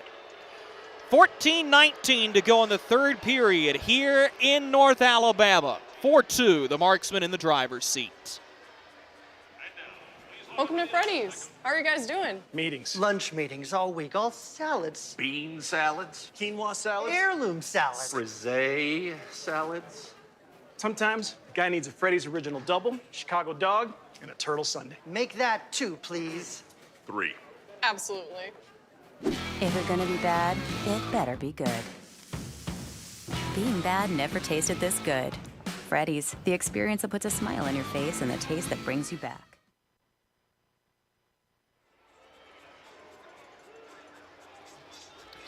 .419 to go in the third period here in Huntsville, Alabama. Drew Blevins alongside you from the Von Braun Center. Right in the heart of downtown Huntsville. It has been a building that has just recently come to life with a big-time goal from Tyler Piacentini on the power play. And the Marksmen look to get it back. They've got 14:19 to go for what would be a record-setting victory. And here's a drive 3-on-2 into the attacking zone as FX Girard will backhand to Matt Mcnair. He's pinned on the near side boards as the puck bounces back up to the point for Harvey. Sweeps it across for Hoffman, who dumps it in off the end wall. Taken there by FX Girard, shielded by Dara. Rob Dara taking the puck back behind the net. Tried to start a breakout, but he passed it right into a Marksman skate. The reset back behind the net is taken by Robbie Fisher. So he tries to set things up on the far side half wall and does. This one hops over the stick of Bauer Neudecker, and Don Oliveri will sweep it up to Matt Mcnair. He finds Drake Glover at the far side red line, and Glover will just dump it in behind Vorva. Hunter Vorva had a rough start to this hockey game, giving up 2 goals on 2 shots, and an undersized netminder as he is. Glenn DiTullio sticking with him. He's given up 4 on 19 in this hockey game. Up to the point, intercepted. Here's a drive just wide by Kilcheski. Carson Vance holding the line. His shot through traffic. Pulaski down and out, but it's blocked, and Jake Hickey gets it out to center. So the Marksmen showing some signs of fatigue here in the third period. Andrew Lane holds on to the puck. He flips it in as Vorva will punch it into the near side corner. Taken there by Kilcheski, who sends it up for Piacentini. Headmans the puck for Dara, who overskates it, and the Marksmen have it at the red line. Tanner Fraze just backhanding it into attacking ice. Line change coming for the Marksmen, and this is where you do not want to get stuck if you're Fayetteville. You do not want 5-on-5 to feel like a penalty kill, especially with this much time left in the game. Pitched back ahead by Reimers, but this will be intercepted as Carson Vance tries to fire it into the attacking zone. Blocked by Best with help from Franti. Matthew Newcomb resetting off the far side boards. Dara overskated the puck as it screams back out to center. Kilcheski will reset to Derek Pearl. He punches up ice. This is off of Procopio, and Dominic Procopio has to settle it, firing the puck off the far side boards, sending Bear Gendinov to go chase after it. Marksmen will get to it in their own zone. This is Taylor Best up the near side boards, just ahead of the red line, dumps it into the far corner. Procopio the first there. He'll backhand to the near side wing for Carson Vance. It's Derek Pearl. Pearl ahead of the red line. Backhands it in, and sending his forward group to go chase. Behind the net is Nate Pionk. Wins the puck battle, and Huntsville sets things up the blue line. Procopio with a one-timer. Caught and held on to by Jason Pulaski. 11:39 remaining in the hockey game. Marksmen are in danger of getting outshot by a ratio of 2-1. It's a 35-19 count right now. The Marksmen do not have a shot on goal in the first 8 minutes and change of this third period. Face-off won by Fayetteville. Zach Hoffman is behind Pulaski, feeding Tyler Dill at the far side corner. Dill pushes ahead for Drake Glover, who will lift it off the far glass, and that will send Fisher back to chase for Huntsville. Fisher to Vance, who headmans off the stick of Bauer Neudecker. And Zach Hoffman will collect the loose change for the Marksmen. All the way around to the far side boards, off the stick of Dill and back out to the neutral zone, but the Havoc will regroup there. This is Elliot St. Pierre. Gave up initially to Dara, who will push it back to the blue line and dumped in off the stick of Jacob Barber. Behind the net, Miles Harvey will leave the puck for FX Girard, who will stick handle a couple of times and pitch it up ice. This will have some backspin through center, so no icing, but a fire wagon change coming for the Marksmen. They've got to hurry. This is Barber. Drops it back for Kilcheski. His one-timer misses wide of the near post, off the inboards to the far side half wall. Picked up there by Tyler Piacentini. Curls beyond the goal line as it'll be taken there by Barber. Jacob Barber had his stick lifted by Andrew Lane, skates through it. He centers for Nutkovich. Pushed up to the point. Here's a wrist shot from St. Pierre, blocked. Now Kilcheski hanging on to it. Gives it to Nutkovich. His one-timer turned out by Pulaski, who got a piece of it right before it was tipped. Now Hickey grabbing the puck for the Marksmen down the near boards. He'll dump it in. Behind the net, two-man pressure off the outside of the goal, and Carson Vance will find the puck for Huntsville. The chant is "Let's go Havoc." We've reached the halfway point of this third period. On the near side boards, Piacentini battles through traffic. A shot on goal, tipped there by Nutkovich, who was promptly dropped. Now Piacentini wants to get in a shoving match, and we'll get some punches thrown both sides here. Clock stops with 10:01 to go in the third period. 4-2, the score remains.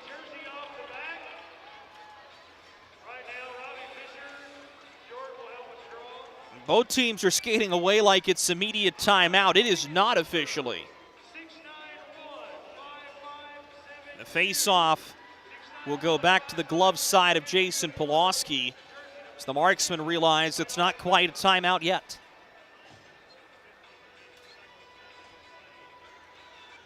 So the face-off will be to the glove side of Pulaski. Matthew Newcomb has lined up to take it for Huntsville. And Taylor Best will take it for the Marksmen. He wins it to the far defenseman, but it's not out. And Huntsville will reset. This is Cup, who got handcuffed with a pass to the front. Here's a chance! Pushed off of Pulaski, who got back in front to Rob Bergendenov. But the Huntsville Havoc holding possession. Here's a long wrister. This one is stopped and covered calmly by Pulaski, and now will take the pause. 9:41 to go in the third period. The Marksmen clinging to a 4-2 lead. Something big is coming. Something so big, it'll change the world of chicken sandwiches. Zaxby's new signature sandwich with Zax sauce or new spicy Zax sauce. Because the chicken sandwich war ain't over yet. The new signature sandwich. All the other little sandwiches can run along. We'll take it from here.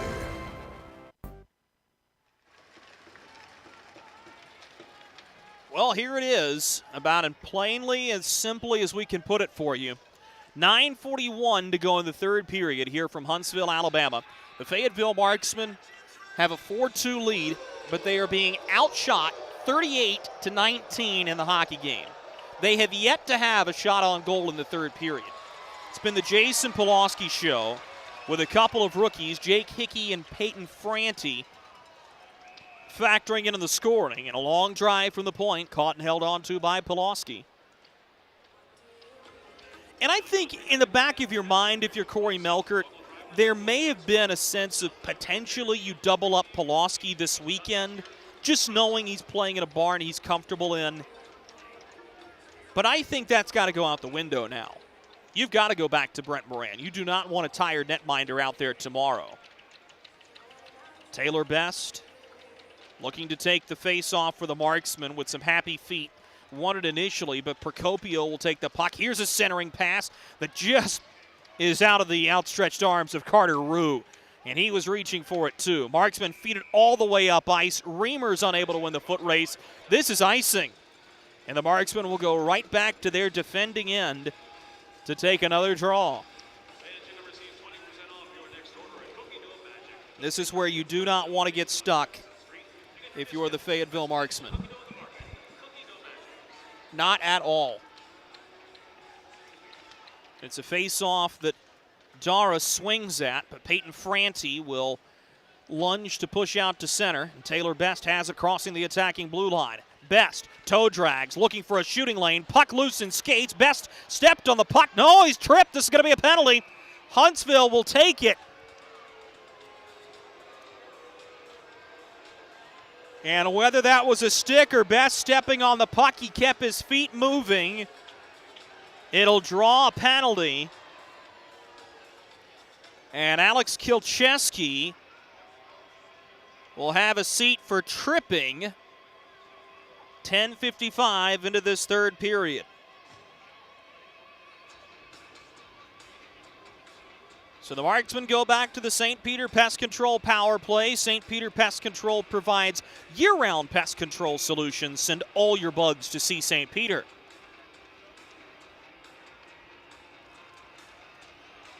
Big sequence coming up here, especially late in the period. If the Marksmen can get a power play goal, this may be a big-time win and at least a weekend split. Huntsville wins the faceoff. Piacentini clears up to Nutkovich, who swept it off of the body but gets the puck right back and will clear it the length of the rink. Oliveri back to retrieve. Piacentini takes the puck away from him. He's got Taylor Best back there, who scoops it up the far boards, and now the Marksmen have it coming up ice. Drake Glover beats Procopio, feeds the far side wing. A centering pass chopped away by Hunter Vorva as the Marksmen look to set things up on the man advantage. This is Peyton Franti, who will have it on the far side boards. Gives it to Tanner Fraze at center. Drops for Taylor Best, who fires a wrist shot. He was met stick to stick on a good play by Piacentini. That'll send the puck out of play with 1 minute and 19 seconds to go in the St. Peter Pest Control power play for the Marksmen.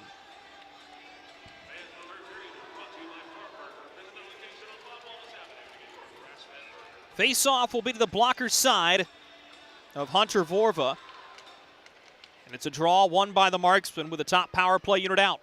Oliveri will give it across to Drake Glover. He centers right in front. So the Marksmen will hang on to the puck here. Peyton Franti at the far side wing calling for it. Oliveri instead takes it. This is a puck bouncing at the slot. Oliveri pinching. Baseball bats it into attacking ice, but stolen away there by Derek Pearl, and he'll clear it out. So the Marksmen get their second power play unit on, or at least part of it. Tanner Fraze backhands it off the far sideboards. Carson Vance sends it off the far glass. That's right back out to center, and Fayetteville having to reset again. Best will spin to Matt Mcnair, who has it at the far side point. Backhanding it to the near side corner. It'll be taken by Taylor Mccloy, who works for this puck with Zach Reimers. Reimers tried to center right off of a defending stick, and this one's cleared. 20 seconds to go in the St. Peter Pest Control power play for the Marksmen. Pawlowski retrieving the puck will fire it to Jake Hickey at the red line. He'll drop it back for Jarrett Cupp. Cupp pushes to Hickey. Crosses the red line with a pass to Matt Mcnair down the near wing. Mcnair blows by Procopio, but lost his footing in the near side corner. Hickey picks up the loose puck as we return to 5-on-5 hockey. Gives it up to Cupp. His one-timer blocked on the way through. Kilcheski out of the penalty box. Flips it ahead to the red line. This will be a good pass, but Pionk was dispossessed, crossing the blue line on a great defensive stick by Jarrett Cupp. Corey Melkert has been so highly complimentary of the Rosso, Ontario native, calling him their most consistent defender as Huntsville enters the attacking zone. Offside here with 6:42 to go in the third period, and the Marksmen hanging on to this 4-2 lead. One shot on goal in the man advantage. It is the lone shot on goal in this third period for the Fayetteville Marksmen. And the face-off will be right in front of the Fayetteville bench with the top group out for Huntsville. Nutkovich wins the draw back as Kilcheski winds and fires. This one is out of play. Not sure if Glover got his stick to it, but that was absolutely clobbered out of play. So the face-off will come right back to the center ice circle.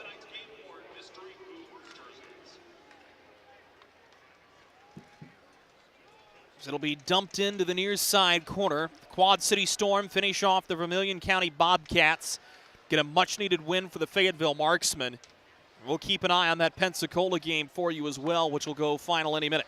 Nutkovich to the point. Here's a drive by Kilcheski over top the net as it was blocked by Glover on the way through. Fayetteville struggling to find possession with a hero line out for Huntsville. Finally, the Marksmen get to it up the near boards. Drake Glover ahead of the red line will dump it in. FX Girard, the lone man to chase. Pushed up by Elliott St. Pierre as he'll find Piacentini. Backhands to the bench side boards. Dara will push up for Jacob Barber, but he's unable to corral it. Now Taylor Best down the near wing. Best pushed initially, trying to hold possession of the puck. He cannot, but the Marksmen will get to it at the red line. Cupp forehands it into the attacking zone. 5:40 to go third period. 4-2 Marksmen lead. The bottom of the near face-off circle. This is Reimers. Tried to swing it back behind the net. Gets the puck instead. Reimers now to Best behind the net. He uses the outside of the goal as a bank board and nearly wrapped it around, but a good stop by Vorva, who sealed there. Here come the Havoc. Chipped ahead for Dara to go chase. It runs too far for him. The Marksmen trying to break it out up the near boards. Good play made by Bauer Neudecker. Neudecker, along with, I believe, Derek Pearl trying to pull this puck free. Excuse me, it's Nate Pionk, but it doesn't matter as the Marksmen are the team to get to it. Sent into the near side boards. Peyton Franti will win it away from Neudecker to Taylor Best. He'll dump it in, but just across the attacking blue line. That'll allow Huntsville to reset. Cupp with a legal takedown on Neudecker from behind. So he just gave him a good, firm forearm shiver. Dumped in by Tanner Fraze, who will go to chase here, but the Marksmen are offside of the zone entry.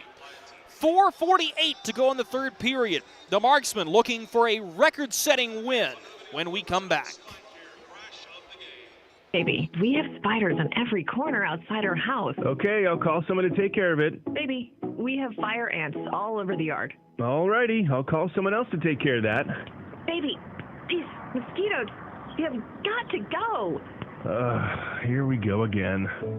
One call to St. Peter Pest Control provides all these services. Total pest protection for one low monthly payment. At St. Peter Pest Control, we send all your bugs to see St. Peter.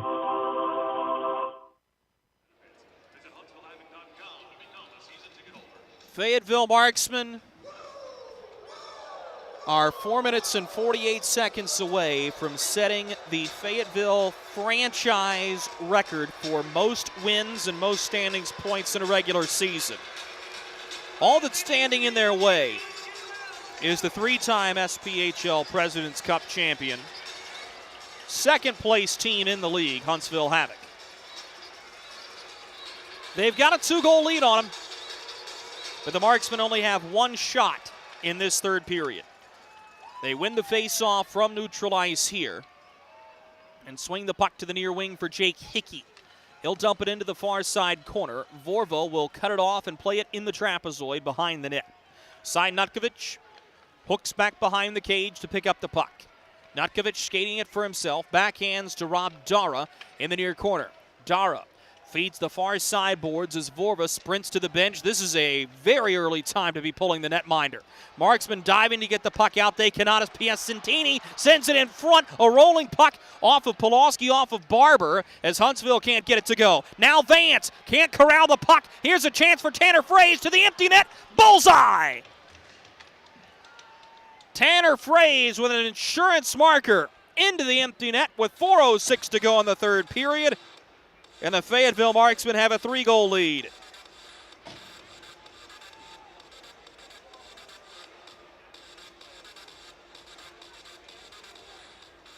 An empty net marker for Fraze, making it 5-2. The goal coming 15:54 into the third period. And that might just do it. It is an unassisted goal for Tanner Fraze, who will have his 16th of the season as the Marksmen push it ahead of the attacking blue line here as we go under 4 minutes to go in this hockey game. The far side boards, this is FX Girard with help from Matt Mcnair battling for the puck. One free by the Havoc as they'll backhand toward the far boards and never made it there. Hoffman feeds it off the far side boards. McNair's onside. He's got Glover going with him, finds him. Glover back behind the net, leaves it in the far corner for Matt Mcnair. Tries to find the trailer who was Reimers. The pass is intercepted. Here comes Huntsville. The near side boards. This is Gendenov. Bear Gendenov centers. A good stop by Pulaski with Pionk lurking in front. Just getting a tip on that pass that came across from Gendenov. All the way back into the Huntsville end. This is Barber. Pushes up ice where Gendenov will forehand it into the attacking zone. Pulaski setting it on a tee in the trapezoid. 3 minutes to go in the hockey game. The Marksmen looking to set the franchise record for most wins and most standings points. A rolling puck is corralled by Dara, and he sends it up ice. Dumped right back in by Peyton Franti as Vorva will take another stroll to the bench. Rob Dara bringing the puck ahead. Lost it to Tyler Dill. He's got it to the far boards. Turned it over at the blue line. Dara in the near side corner with a cross check given to Andrew Lane as the Marksmen clear it. This is beyond the goal line, icing against the Marksmen with 2:28 to go in the third period. And the face-off will go right to the glove side of Jason Pulaski. As the Marksmen can almost taste it. Nutkovich will take the draw against Peyton Franti. And Nutkovich will just play it forward into the near side corner. He battles for it. Has to give it all the way up to the point. Hung on to for an extra beat by Gendenov. His shot wide of the glove side of Pulaski. The Marksmen try to clear. They cannot. It is a 6-on-5 with an empty net at the other end for Huntsville. The far side boards dropped off by Neudecker. As Carson Vance calls for it, instead, he'll be held by Nutkovich. Now he gives up to the point for Vance. His one-timer misses wide. Gendenov will hold the line back behind the net. To Nutkovich on the far side wing. Cy Nutkovich from the far corner. A low wrist shot tipped wide by Piacentini, who will pick up the puck. Tyler Piacentini Drops it off in the far corner for Nutkovich. He'll find Gendonov. Gendonov pulls the trigger, blocked on the way through. Loose puck. Barber tried to poke it at the net. Into the near corner it goes. 1 minute and 40 seconds remaining in this hockey game. Marksmen have it in the far corner, but Barber backhands it to Neudecker, awaiting at the far point. Now Neudecker steps two. Plays it back behind the net for Piacentini. A cross-ice pass chopped away by Jason Pulaski as the Marksman will punch it up ice. Looking for it was Dill. He'll peel off and go for a change. Carson Vance will reset in his own end. One-man pressure coming from Taylor Mccloy as Vance plays it off the far boards. He's got a man there. Carried ahead by Kyle Clark, who gave across the slot. Too far for everyone. Marksmen find the loose change. Punched up ice for Mccoy. Plays it toward the empty net. It's in! Taylor Mccoy will have an empty net goal. 101 points as a marksman in his career. The goal will come 19 minutes into the third period, and that will do it.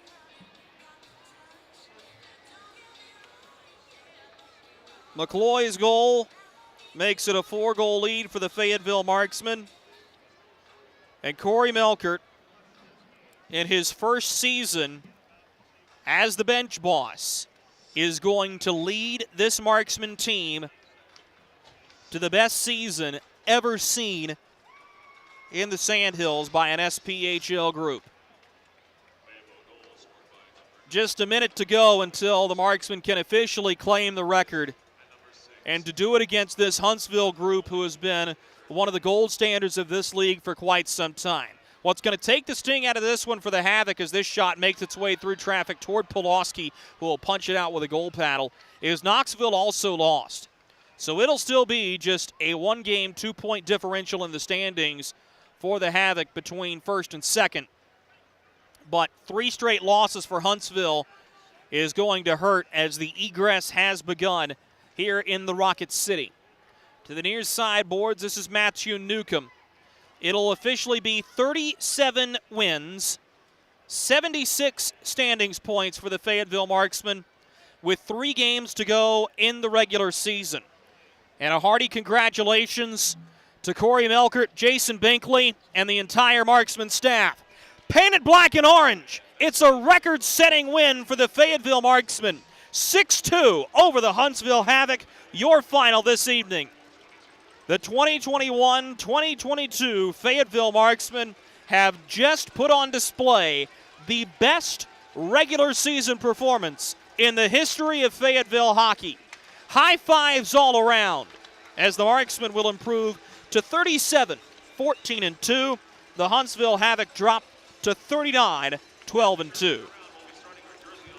We'll be right back after these messages on the Marksman Radio Network and Hockey TV for Marksman Postgame. Don't go away.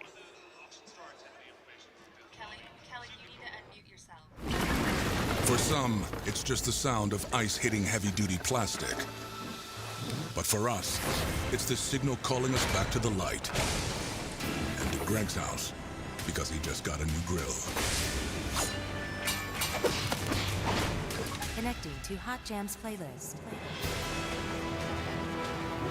Welcome back, Bud Light legends. It's time to take summer by the coolers. Hey you. Are you hearing this but not seeing this? You can change that. Follow along with the entire season of Fayetteville Marksman hockey on Hockey TV. Visit hockeytv.com/subscriptions and get the SPHL TV package to watch every single Fayetteville Marksman road game this year. That's hockeytv.com/subscriptions. Something big is coming. Something so big, it'll change the world of chicken sandwiches. Zaxby's new signature sandwich with Zax sauce or new spicy Zax sauce. Because the chicken sandwich war ain't over yet. The new signature sandwich. All the other little sandwiches can run along. We'll take it from here. Experience the thrill of being a Fayetteville Marksmen season ticket holder and all the benefits that come along with it, including your same great seat for 28 or 14 home games, exclusive season ticket member events, and an opportunity to enjoy discounts on food and beverage and merchandise at the Crown Coliseum. Skate to marksmanhockey.com/season tickets to learn more.